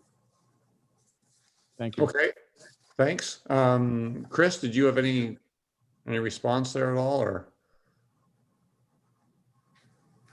Part of our targets work is climate change, and once we're finished with updating our regulatory flood mapping, one of the aspects that we want to take a look at is mitigating climate change, and part of that would be operating how we operate our reservoirs. That is a completely different scope than what I believe has been discussed or even considered as part of the suggestions here around the events which impact the golf course. But that is something that we are committed to doing, but is not something that would be done within the next couple of years. Okay, but the getting to Tony's bit about timeline, we are looking at the dam safety review. We are looking at doing that next year. We are looking at initiating that next year. These generally are taking us a couple years to get through. It depends on what we find in the beginning, like in the first year, as to whether we'd be able to get through it in 1 or 2 or possibly more years. That's why we're specifically indicating that the work would be initiated next year. Right. Okay. So Thank you. through the chair, should the operational procedures, general operating plan not be completed before the dam safety review? Because does that not have an impact on the outcome of the dam safety review? Go ahead, Chris. If you're asking for my opinion, my answer would be no. The dam safety review, what the dam safety review looks at is the safety of the dam and how we route the inflow design flood, which in the case of the large hazard structures are the probable maximum flood. It's a flood much greater than our regulatory flood. It's much greater than the frequent type of events, or the more frequent type of events that are the ones that are being called into question here. That they're completely different magnitudes of scale. So that's where things are a little bit different. The dam safety review focused on being able to safely route those floods through the inflow design flood, the major floods through the reservoir. Okay. Thanks for that clarification. Good. Brian, you're next. I think we're getting, if I'm looking at the recommendations, again, I agree with staff that, I agree with Chris that the dam site review is for the dam structure, and that's good. And that's going to take place anyway. We've already approved that. I would like to take a look at the recommendations, number 3 and 4 specifically. Well, all the recommendations. Sorry, no, can we go back up to where the MECP letter is? Yeah, right there. So basically it's saying that number 4 specifically says that the authority consider seeking a review operating strategy for third-party input at a scope consulted with the town and the golf course. I think the first step should be is reaching out to the town and golf course and asking them what are their thoughts on what the scope should be. So we don't just go, if we do anything, that we just don't go something. Like, we can be thinking one thing and they're thinking another. I think the golf course, all they care about personally is how it affects their operations. And so that could be a question that could be answered by staff through an operational review of a very minor operational review of how those events are being done that affect the golf course. Maybe through another conservation authority, just saying, yeah, we would agree with that, or we would, and then we can take that under advisement. I don't know if we have to go through a full, that may be another question for an operational review as far as the long term, but if we're dealing with this topic specifically, we might be able to deal with that in a much more quick and efficient manner. The third one is that the golf course, they're recommended the golf course use the authority's guidance and expertise to maybe do something on their property to help themselves. And I think number 3 and 4 come in hand in hand, and that if we don't have the communication going back and forth, and no one's willing to, if the golf course isn't willing to do anything to mitigate anything, how are we going to mitigate? We shouldn't be responsible for mitigating everything, because that's not what the ministry is saying. They're saying that this is a 2-part situation. And if there is things that can be done on the authority side, and there's things that can be done on the golf course side, they should both do those if they can. That's not going to affect the rest of the community. So I think that's the first step, is we accept this as information, and then staff follows through with putting that olive branch out there for communications on these recommendations before we get into spending thousands and thousands of dollars on something that may not be agreeable to anyone. Okay, thanks, Brian. Yeah, I certainly, staff have indicated in the report that, communication is key. and they're going to work, with the town of St. Mary's and the golf course going forward. And there are a number of steps there to be taken, and there are, of course, a couple of ways that we're going to possibly be able to do this dam safety review. So we will leave that to staff to continue on that process. Any other questions and comments on the report? I'm not seeing anyone or hearing anyone, so recommendation is there before you that we receive the report as presented. If there's nothing further, I'm going to ask Michelle to do the roll, please. Marie Blosh, Yes. Alan Dale, Yes. Anna Hopkins, Yes. Tony Jackson, Yes. Sandy Levin, Yes. Margaret Lupton, Yes. Nancy Manning, Yes. Hugh McDermott, Yes. Paul Mitchell, Yes. Anna Marie Murray, Yes. Brian Petrie, Yes. Jim Reffel, Yes. Joe Salter, Yes. Mark Schadenberg, Yes. Alex Westman. Yes. That's carried. Thank you very much, folks. That takes us down to item 7.3, which is the 2021 agricultural property tender results. And like the other motion we did here, this report is going to be slightly amended. Some people noted that there was some errors in the table, which, as I understand, don't affect the bottom line, but they are some errors in the table. So the report has to be amended slightly for those, just some numerical errors that were in the far column. So can I get Hugh to move that, please, and Paul to second it, that we receive the report as amended? So moved. Thank you, Hugh. Paul? And seconded. Thank you. Okay. So comments and questions then on the report. Or perhaps I'll get Alex or Bill to quickly speak to those corrections in the table. Let's do that first. Alex or Bill, who wants to explain that? I can actually do that. Yep, go ahead. Thanks. Yeah. So first I got to apologize. They're basically grade 2 math corrections I did. I'm not quite sure. I'd like to say my calculator was broke, but it wasn't. So basically they were just adding and subtraction corrections. I have been talking to Paul over a couple things, and I just want to do a kind of a brief. This report was intended to let you know that we tendered in July for the agricultural properties that we have and what the difference was in the revenue that's going to be for the budget. We basically tendered 11 properties. We actually have 15 properties. We didn't tender them all because some of them are tied up in other things. 2 of them are tied to memorial forests. So the acreage there fluctuates as trees are planted. The acreage goes down. We have a kind of an agreement with the 2 tenants for those 2 properties, so we don't tender those.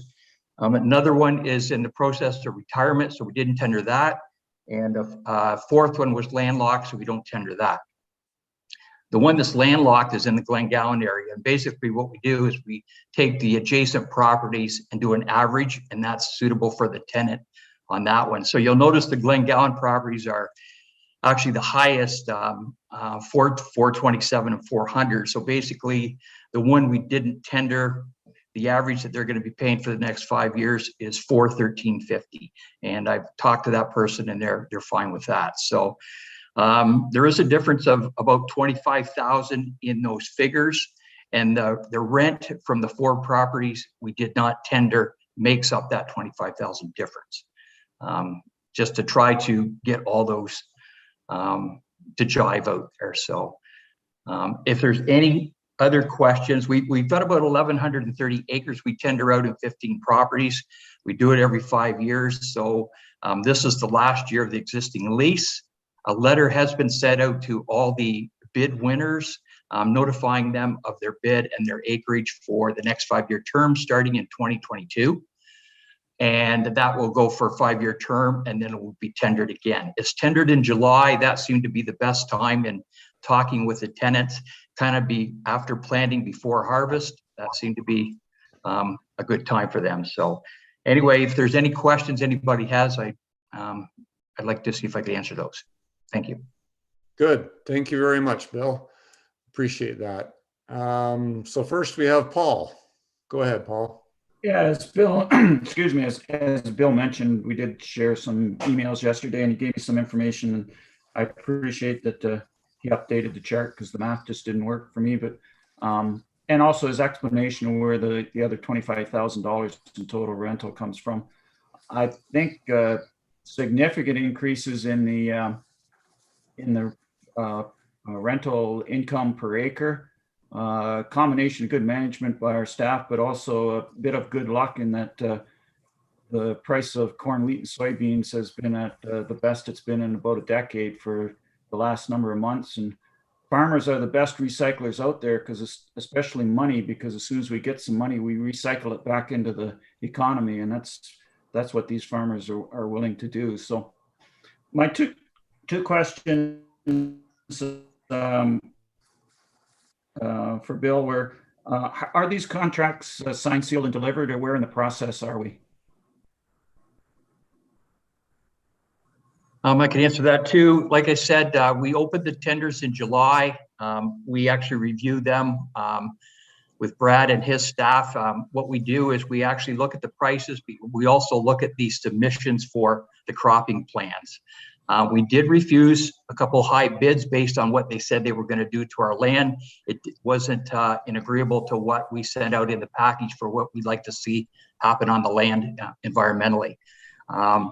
So we did want to notify those people in a kind of appropriate manner that they were successful, so that they could go ahead and plan for the next year's farming with purchasing seed and supplies that they would need. And like I say, the existing lease goes to the end of this December for the existing tenant. The new tenant would start in March 1st of 2022, and then go for a 5-year term to end on December 31st of the 5th year. The actual agreement that we will be sending out in November. And there is I don't like to call it an escape clause, but there is flexibility, because usually in these we will retire little bits and pieces. We plant some hedgerows here and there, so we retire an acre, half an acre, a couple acres. Due to the memorial forest, again, that changes all the time. Trees are being planted, so we're taking an acre, couple acres out. So these figures could actually change 2 years, 3 years from now, due to the things that are happening on the property. So to answer your question, Paul, they are firmed up. The leases for the next 5 years will be going out in November.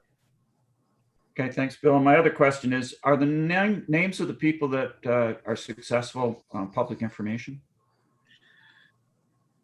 I guess they are, because it's a public tender. When we were talking through email, I checked with our human resources, and we have to be very careful with disclosing names, and especially in this case where it's tied to financials. We weren't necessarily comfortable with putting names with the financials, because it could disclose some people's personal financial information. So if the board had any questions, I don't know if it would be appropriate to do that maybe in camera or something, just so we don't disclose some information that we might regret, or cause some people some issues down the road. Okay, thanks, Bill. That all makes sense on the confidentiality of it. So thank you. Thank you. Okay, thanks. Mark, you're next. Yeah, through the chair to Bill Mackey as well. I don't want to give you the Tuesday morning geography exam, but where is P1 and where is P4? And why would P1 116 acres be such a low bid of $38 per acre being successful? Is it soil quality? No, P1 is actually located down east of County Road 4. And the bid on that, on the P1 property was $360. So it was get my correction here, it was $38 over the last one. So the actual bid per acre for P1 is $360 an acre on the chart there. And sorry, which other property did you ask for? Well, the P1, P1 and P4, the two Woodstock area ones, and I apologize for not understanding your grid there, Bill. Sorry about that. No problem. So the P1 is down Township Road 4 in Blandford Blenheim. That property there, 116 acres. P4 is on County Road 4, just south of Interkip. It's just basically adjacent to the UTRCA County water well site there. Just a little bit, and it's the field just north of that site, that 80 acres. Okay, good, thanks. Marie. Yeah, thank you. And through you to Bill, I guess, just generally to give me a better understanding of this whole process, is how competitive, do you get a lot of bids on this? And how much turnover is there? Like, is there a lot of new people for each lease change? Yes, I anticipated that question. So thank you very much. We had over 20 bids this time. We never really know. The last time we did this 5 years ago, we had less than half of that. We found it quite a bit more competitive. I think sometimes in the agricultural community, sometimes people won't bid against their neighbor. This time, we found it just a bit more competitive. So we did, I believe we had 21 bids this time. Quite a bit more competitive than 5 years ago. Okay. As far as turnover, this time we basically had all new tenants. We will have, except for the properties we didn't tender, of course, we will have all new tenants this time. Some of the tenants that we had, it was a hard call to call them and tell them that they were unsuccessful. We had a long working relationship, but basically there was no reason not to accept the bid we did. It was higher. The people were going to do what we wanted to see happen on the land. So it's just the chance people take when they bid on that. Okay, thank you. I'm glad I asked. That was helpful. Yep. Okay, good, thanks. I'm not seeing any other hands here, so if there's no further comments or questions, we've got the report there as amended in front of us. I'm going to call for the vote. I'll ask Michelle to do the roll, please. Marie Blosh, Yes. Alan Dale, Yes. Anna Hopkins, Yes. Tony Jackson, Yes. Sandy Levin, Yes. Margaret Lupton, Yes. Nancy Manning, Yes. Hugh McDermott, Yes. Paul Mitchell, Yes. Anna Marie Murray, Yes. Brian Petrie, Yes. Jim Reffel, Yes. Joe Salter, Yes. Mark Schadenberg, Yes. Alex Westman. Yes. Okay, that's carried. Thank you. And thank you to Bill and the other rest of the staff involved.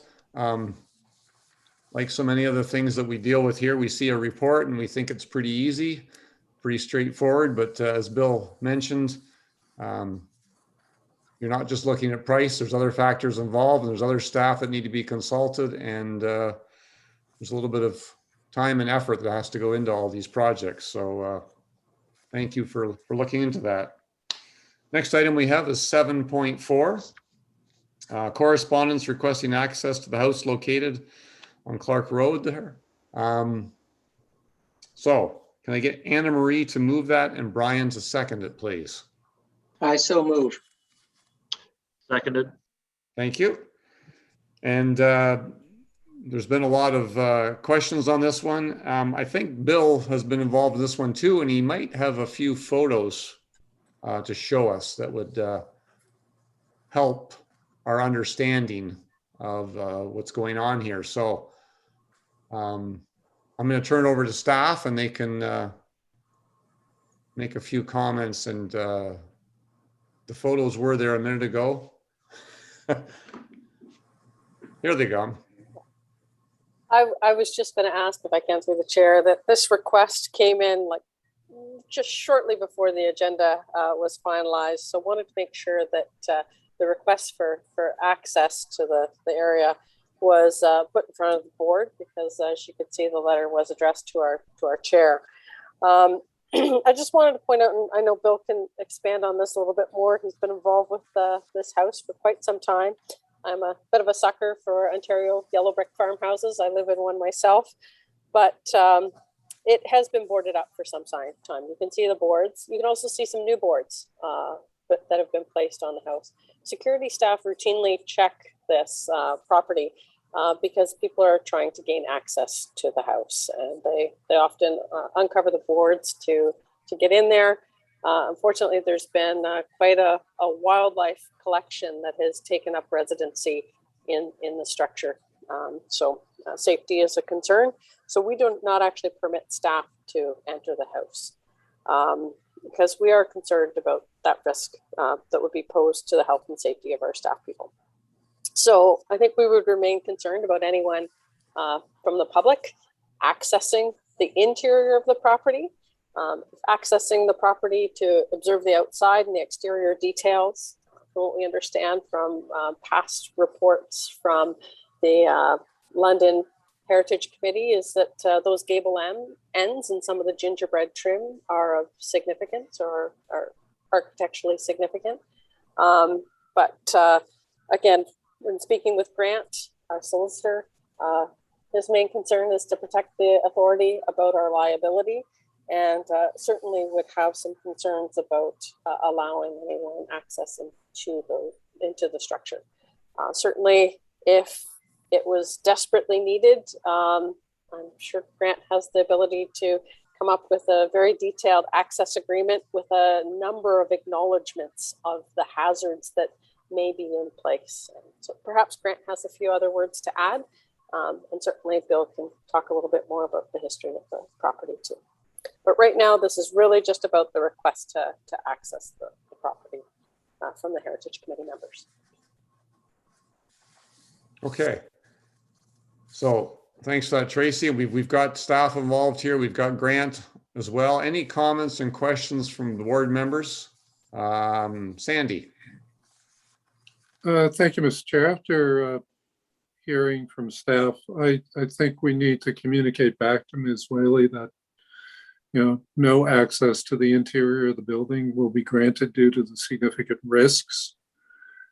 Frankly, liability agreements are nice, but we know how bad the condition is, and we would be negligent allowing somebody to go in there even with a waiver. So I would suggest that we respond to her and say that anybody can go can come to the conservation area and walk around the house, but no access to the interior will be provided. So I don't know if you need that as a formal motion, Mr. Chair, but I'd be happy to move that. Okay. I guess I'll ask you, Tracy, do we need a formal motion, or is this, I think if this was staff's intent all along, not to involve people inside the interior, we could just leave it up to staff to correspond with the Heritage Committee and to arrange a site visit if the people want to see the exterior and want to know some of the history of the building that we have. But if it's staff's intent all along that the place is boarded up, I'm not sure if we really need a board resolution. But you have any thoughts, Tracy, or maybe even Grant? Yeah, certainly, Grant, I'll take your advice on this, or is it just staff direction? Grant, are you? I am here. We discussed. I'm sorry. I'm just trying to start this video thing. We discussed this matter, and as I've said, I can draft any kind of an indemnity or an agreement, waivers, and all the rest of it. The problem I'm having is the knowledge that the person has who signs that release or indemnity, and in discussing it with Alex and Bill and Tracy, we don't know what's inside that building at all. And there, you know, your staff has grave concern, and indeed have indicated to me that they wouldn't let our own staff go in the building. And that is of some concern from the point of view of the knowledge that one would have when they sign the indemnity and say, I'll release the authority and I'll save you harmless and I'll do all of that kind of stuff. And then they go in and become ill, and then they deny the release and indemnity because they say, we didn't know it was that bad.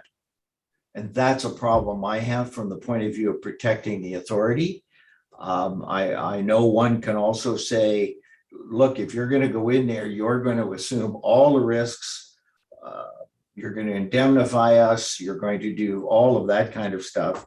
And, you know, yes, but I'm concerned when we have knowledge that it's not a safe environment inside that house, both from a structure point of view and perhaps from an environmental point of view with the animals and the feces, the fact that it's been locked up for many years. We have not done anything to that house. And indeed, in 2016, I think the proposal was that the house be demolished. And I'm just concerned from the authority's point of view. Okay, thank you, Grant. Well, I would suggest that if it's our policy right now to not let anyone in the building, that would stand, and we would not let anyone in the building, and we wouldn't need a board resolution. But I'll open it up here for some more questions or comments, and we'll see where we land. Anna, you're next. Yeah, thank you, Mr. Chair, and thanks, Grant, for that information. I think it's really important that we understand the safety part of this. So I understand that we don't allow staff in there. I do have a couple questions, and just getting back to, I think there is a motion that Sandy's put on the floor. I'm not sure if it's on the floor yet, but It's not yet, no. Okay, so we're discussing that we do not provide any access to the public. I would like to add, if we are going to go that route, that we do share to the heritage community any history of the building for their research. So I just want to step back a little bit, trying to understand the situation. There was a recommendation coming from this board back in 2016, which was to assess the building with a possibility of removing the house. And I know we had some conversations there, and then the conversations have stopped. And the community, the heritage community, has reached out now to find out if this building and an opportunity to designate. I'm supportive of that. If they can designate it. And from the outside, obviously the safety factor is a concern. The liability, I do have a concern about that. But I think we need to sort of continue this conversation that was started maybe back in 2016 as we go forward. And I do think it's important that we have this conversation, because as we go forward with agreements and responsibilities of the municipality and the conservation authority, when it comes to our agreements, that we are going to have to establish who's going to be responsible for what. So I do think the timing is good to have this conversation with this possibility of this building being designated heritage. That doesn't mean that it can't come down. That's one thing I've learned. But it's important that the community, the heritage community, be supported if they to continue their research. They have done some work. Obviously, they're looking at going inside, but if the board is supportive of, I'm supportive of the concerns the safety there, but any encouragement that we can give them is important for them to ascertain the significance of this building, as opposed to just having it sit there and further go into this kind of dilapidated building that is, you can just see from that picture how we as a board, I think, need to address the concerns of the building too. So looking to hear what my colleagues here have to say, but hopefully we'll come back to it. Okay, thank you. We'll keep going here. Joe, you're next. Yes, Maggie Wally, is she part of a city committee? Is this a city heritage committee or a private citizen? Does anyone know? Yeah. Sorry, Mr. Chair, it's Anna. I can step in. She contact me, and she is a heritage. Her letter is coming from the heritage community, but she is also a member of a number of organizations in the City of London. But it's not coming from the latch. No, it's not coming from the latch. Yeah. Okay, I do agree that we shouldn't be allowing access to the inside of the building. Again, I don't see any problems with, going around the building and looking at the structure. Yeah. But any agreements would be signed by the individual or the City of London?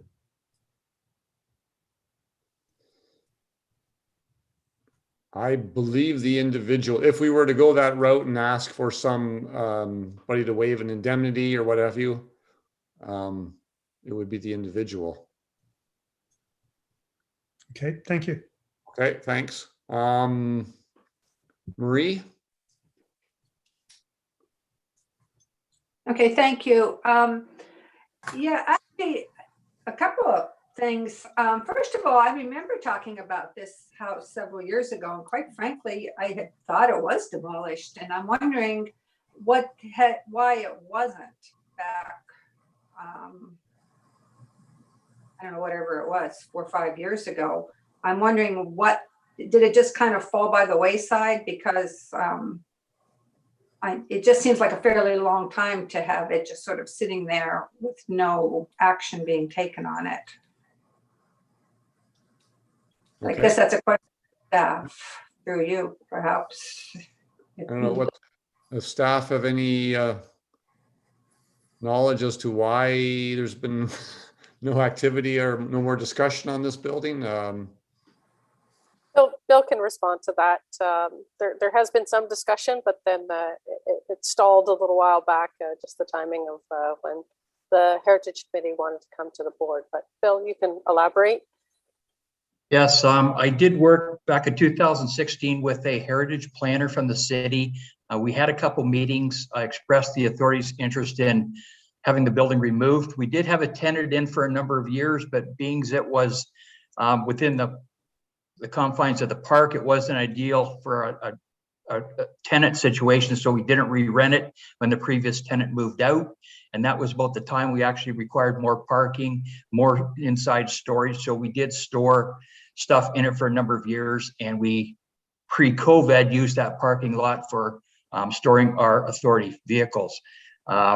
So the person I did talk to said that the structure was red flagged. It was identified on the City of London's heritage list, so a demolition permit could not be issued.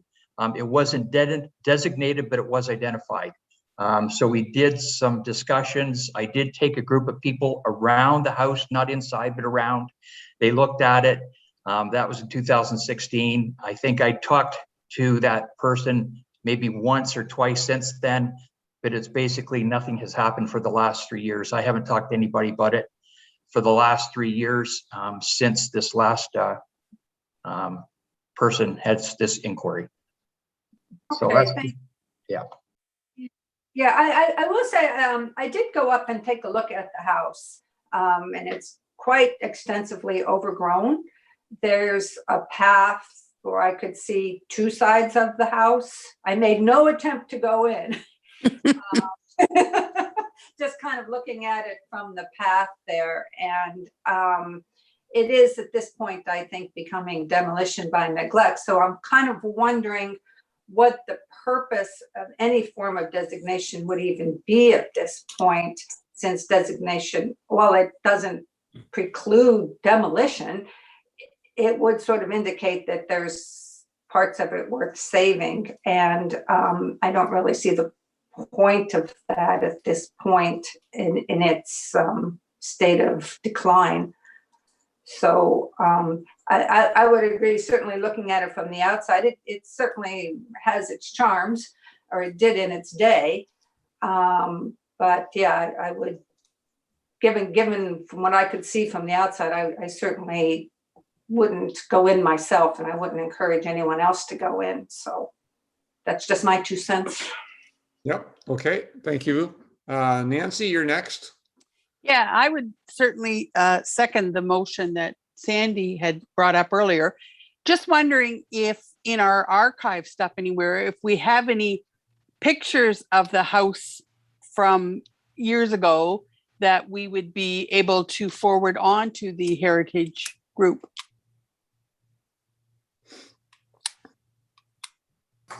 Bill, do you have any information on that? Yes, I do have a file at the office on that, and I'd be quite willing to forward anything I have onto them. Super.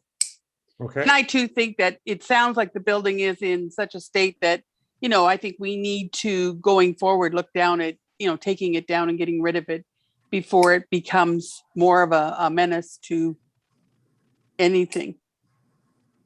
Okay. Thanks. Sandy? Thank you, Mr. Chair. I mean, let's be frank. I mean, even if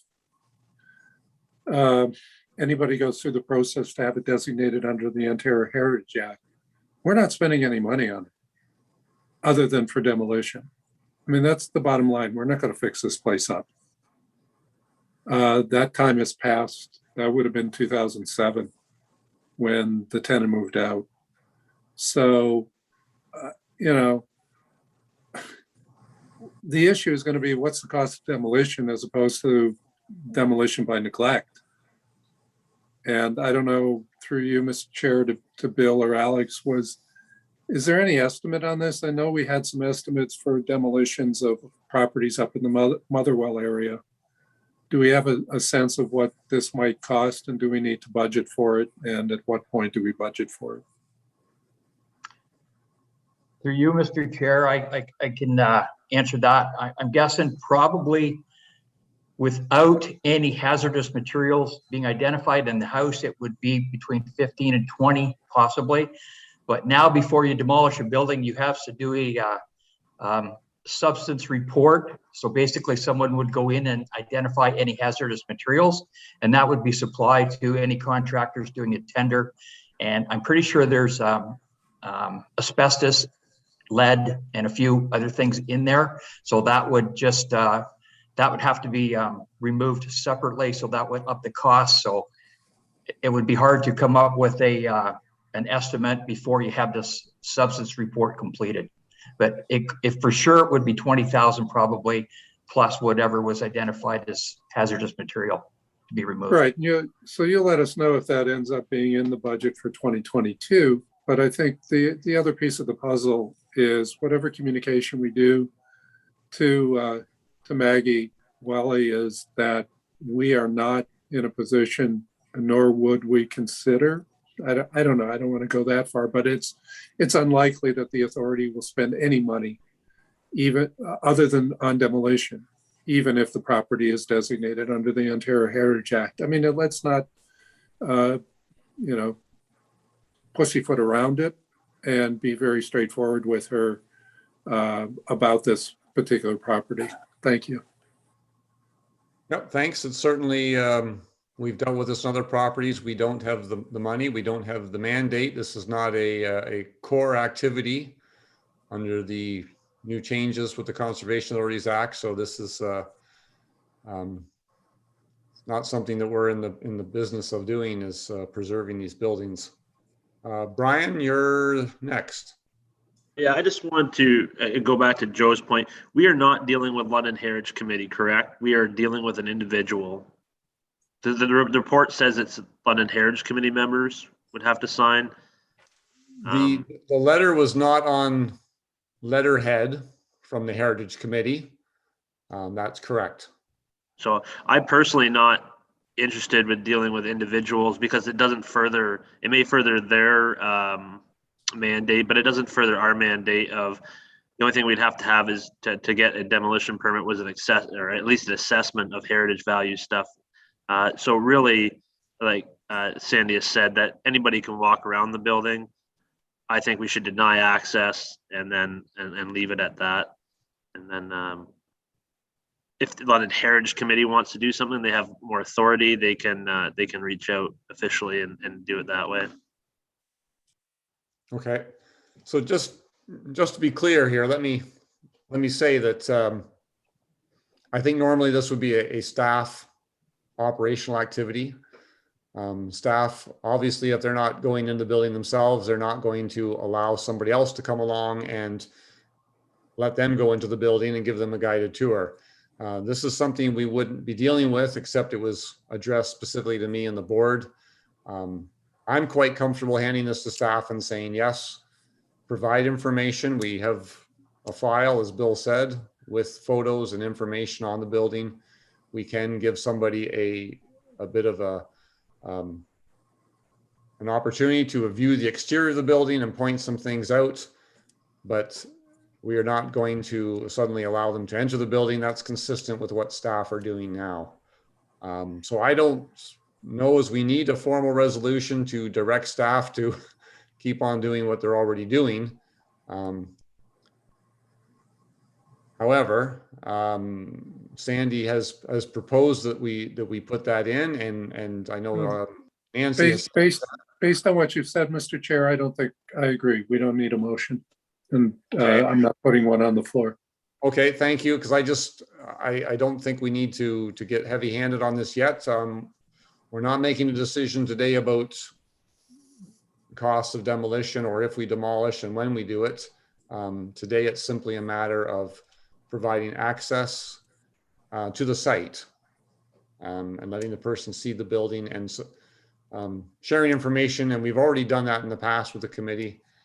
And I think we can leave this to staff to carry this out. So Anna, I got the last comment to you. Yeah, thank you, Mr. Chair, and thank you to the board members for your comments. I think it's important that we sort of understand this request and how we move forward. I think it's really important that how we move forward will be determined. And I would maybe make a suggestion. I agree we don't need a motion, but I would like to suggest to staff that they do acknowledge the letter. It was a discussion at the board, and that access to the building would not be allowed because of safety reasons.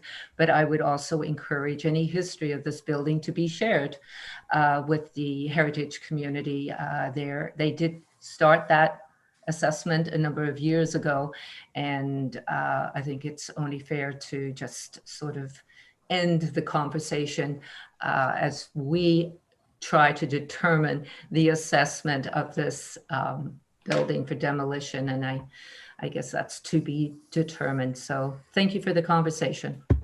Yep, that's good, absolutely. And yeah, any information we can share with the city and the Heritage Committee, now's the time to complete that process. Good. Okay, if there's no other comments or questions, then we have the motion on there and to receive the report and the correspondence. And I'm going to ask Michelle to do the roll, please. Marie Blosh, Yes. Alan Dale, Yes. Anna Hopkins, Yes. Tony Jackson, Yes. Sandy Levin, Yes. Margaret Lupton, Yes. Nancy Manning, Yes.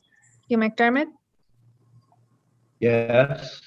Paul Mitchell, Yes. Anna Marie Murray, Yes. Brian Petrie, Yes. Jim Reffel, Yes. Joe Salter, Yes. Mark Schadenberg, Yes. Alex Westman. Yes. Okay, that's carried. Thank you. Next item, we have a 7.5, which is the memorandum of understanding between Upper Thames and the City of London. Can I get Jim to move that and Joe to second it, please? So moved. So moved. Okay, and Joe? Second. Perfect. Thank you very much. Okay. I think it's fairly straightforward. There are negotiations going on regarding this. I'll open it up for questions. We have Tracy and Jenna can handle any questions. Sandy, go ahead. Thank you, Mr. Chair. I listened to the city's Planning and Environment Committee meeting when this matter was before them in June. And I took away a sense that city staff felt that the draft that they had in front of the committee was pretty much done, and much of it was just tidying up some details. Is that our staff's opinion at this stage? Well, Jenna, I'll let you speak as well, but certainly wasn't necessarily our opinion. Our goal was to ensure some consistency with the template memorandum of understanding for planning and development services that Conservation Ontario had released in December of 2019. And part of that template was through extensive consultation with other groups like AMO and Build and ResCon and those development partners. So some of the issues that we had with the draft was more there needed to be more emphasis on our legislative responsibilities under the Conservation Authorities Act instead of just a commenting role. So that was the main thrust. We've been able to provide our comments back in a track changes mode and had a sit down discussion with city staff after the meeting. And we're waiting to hear what kind of their comments are before we know if there's any, I guess, sticking points or concerns moving forward. But Jenna, do you have more to add?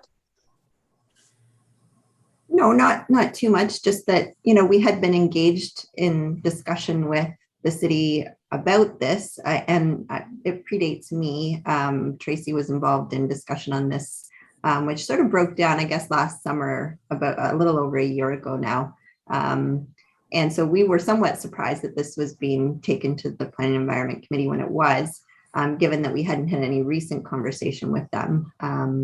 But we've since had a few meetings, and I think we've sort of tried to point out what our concerns are with the current draft. And as Tracy said, we've provided those comments in a track changes version. So we're anticipating another meeting with sort of feedback from the city staff on the comments we've provided. Okay, so I guess my understanding would be is, ultimately this is a city document and the city staff are going to take it to the Planning and Environment Committee of the City of London, but I would hope that staff would twig Anna, because Anna sits on that body, and if there's anything that's of a concern to the authority, if there isn't any time to bring it to the attention of the board, I'm hopeful that our staff would alert Anna so that she could speak to it at the Planning and Environment Committee whenever this comes forward. So thank you, Mr. Chair. Good, thank you. And Anna, you're next. Thanks, Sandy. I appreciate your comments, and I did not support this, even though I did add the reference to D that we as a planning committee at the City of London, I know this is a service agreement. We usually don't get into the weeds of a service agreement at committee, but it is really important that we understand with the many changes to our CAs going forward in the next year or two, that we have an understanding on what our authorities do for us at planning. So I was glad that council did support the added D clause. I did have a couple concerns wearing many hats, and I also wear a ward hat that's all about development as well.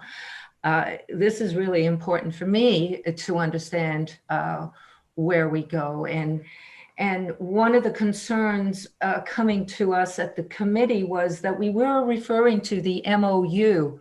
And right away, it did speak as we proceeded into to the report that it would be now referred to the MOU. But as you could see, the recommendation related to the MOU, and that we, have a general, we're approving something that we really haven't seen yet.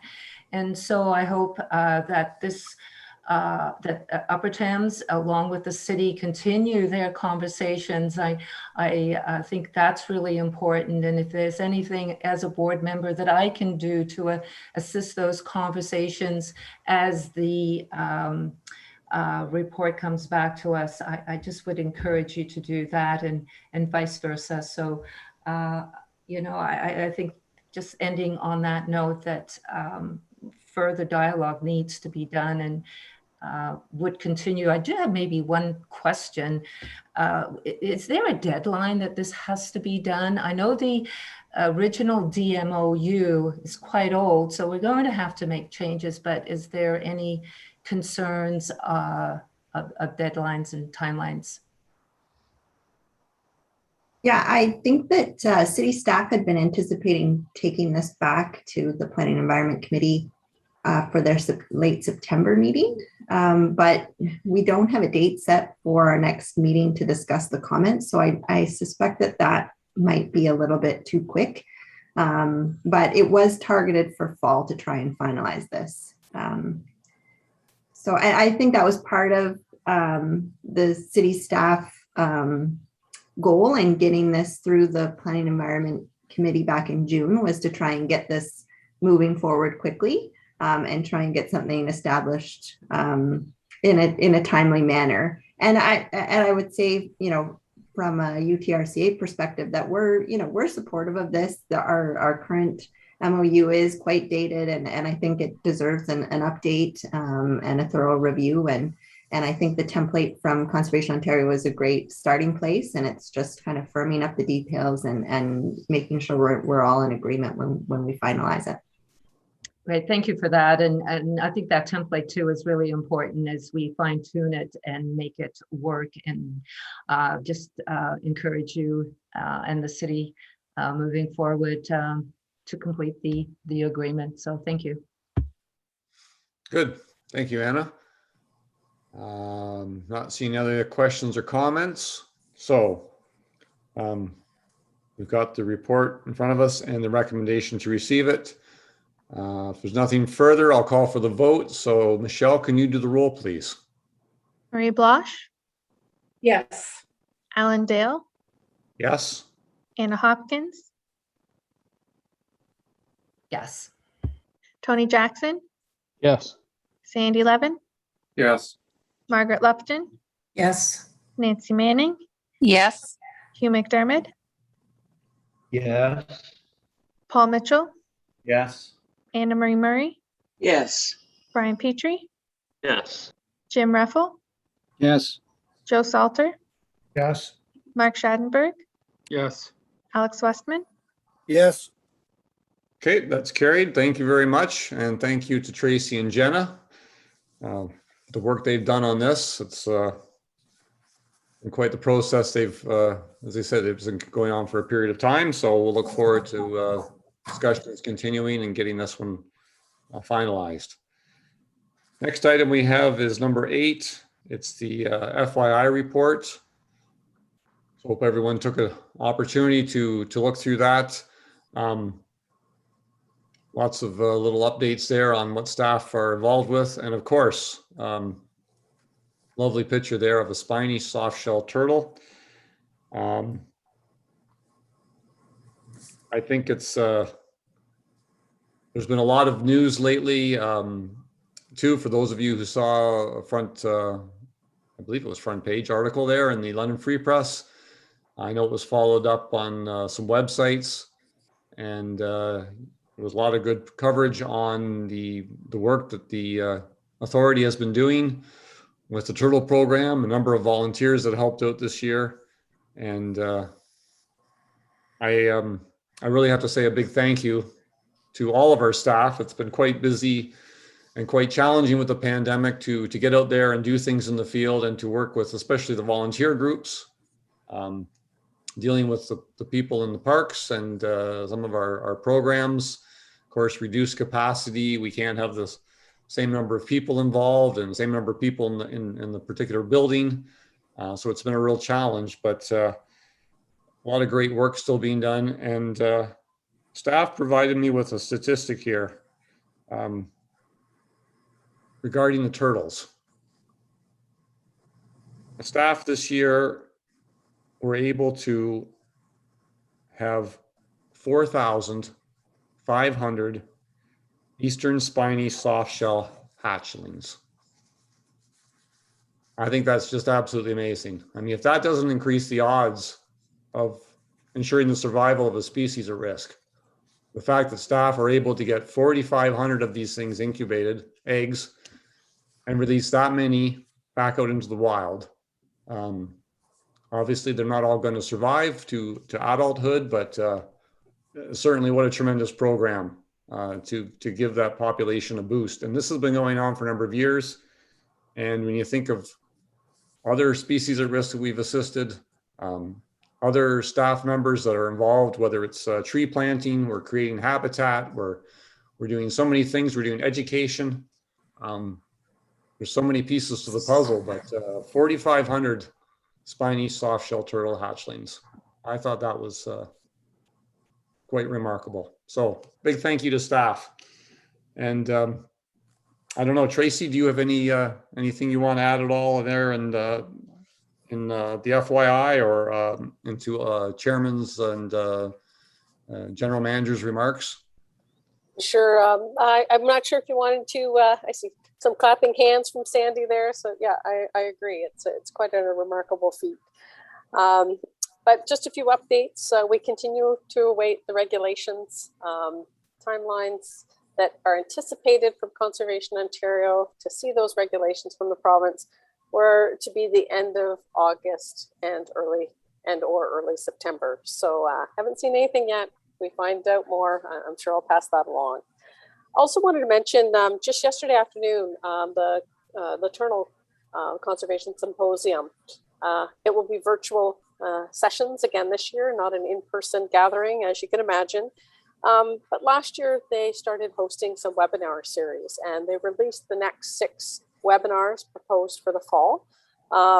There are the first 3 sessions for September and October include the other watershed of cycle, monitoring, planning, and restoration, reimagining CA lands for the future, and the good, the bad, and the unknown of natural heritage compensation. So there's still 3 other sessions planned for later on in November and December, but I thought I'd let you know about those sessions coming up. I found them to be a great information source.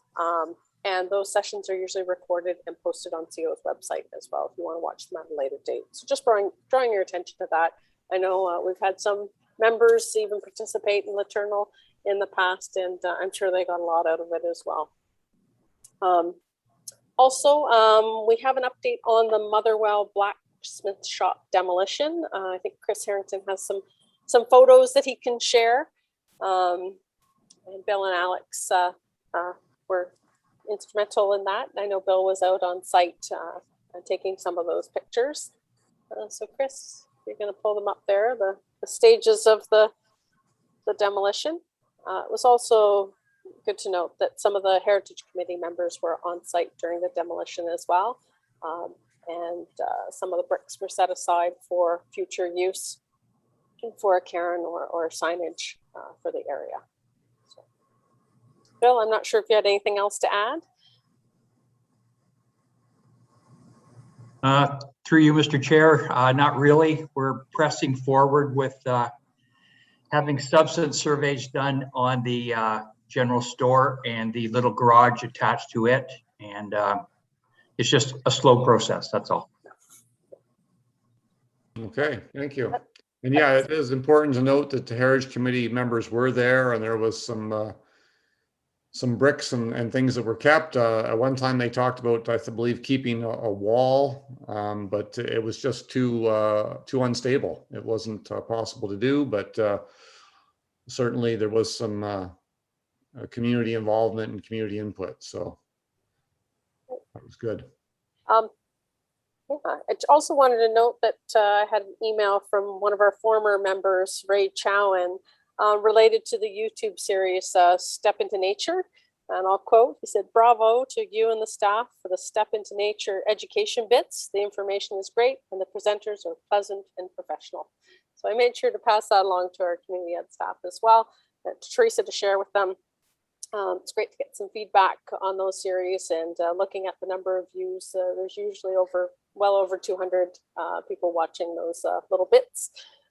So it's good to get those messages out. So if you haven't already, just a reminder about our YouTube channel. There's lots of great information of some of the projects that we've been working on. It's another way that our messages get out through Twitter and Facebook and those other communication means. And also I want to give you a little bit of update. Chris Harrington, he's with us today, and he is moving on to work at the college, at Fanshawe College. However, his schedule this fall is allowing him some flexibility. He's going to remain on a part-time basis to continue through to the end of the budget year. So we're happy to have him to continue to assist as we look at ways to modernize our organizational structure and where our needs are for those program areas in his department as we move forward with these legislative changes as well. So give us a little bit of a breathing room to fulfill that position too, and allow for some crossover training too. So that's all I had, but Okay. I see Anna and Paul have their hands up too. Yep. So thanks, Tracy. I just want to quickly mention too that Paul Mitchell had put a resolution that came from Zora, seeking clarification that the that when we do negotiate these agreements, that it would be at the upper tier, the County of Oxford, instead of the lower tiers. That resolution was passed by Zora and by the Township of Norwich.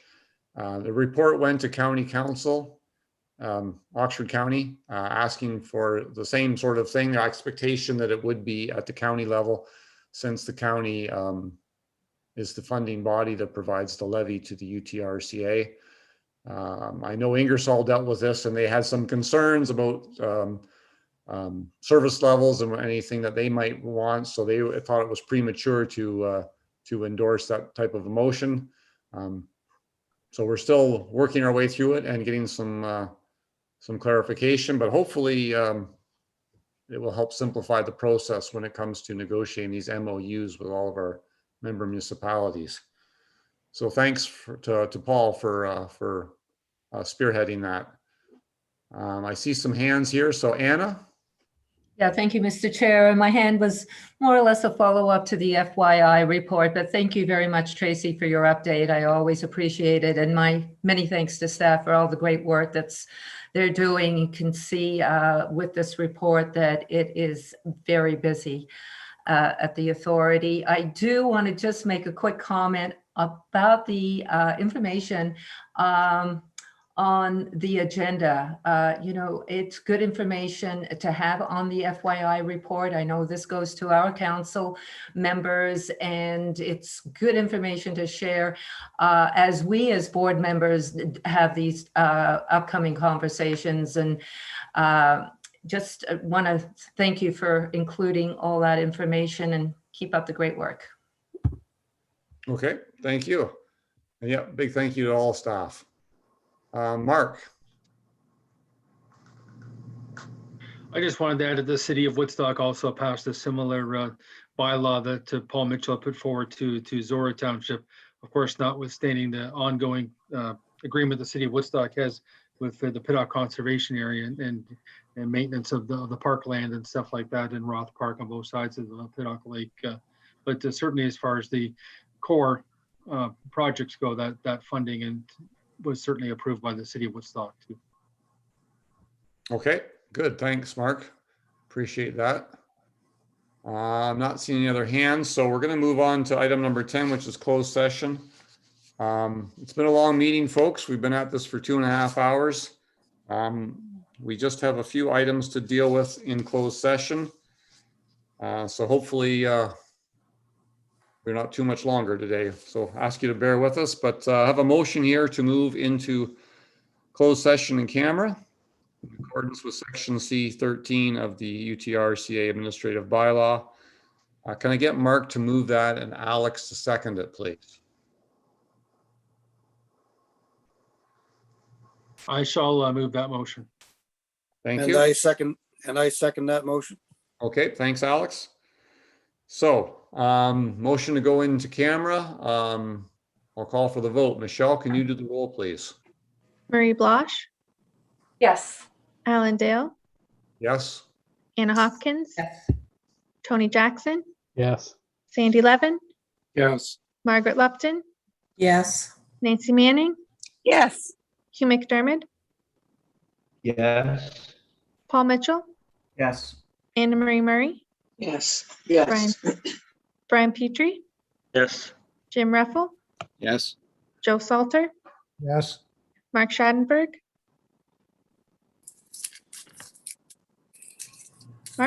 Mark? Yes. and Alex Westman. Okay, that's carried. Thank you.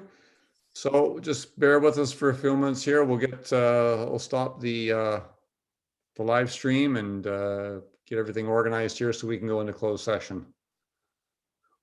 Okay, so let's try and just moving across the indicator slowly, but come on.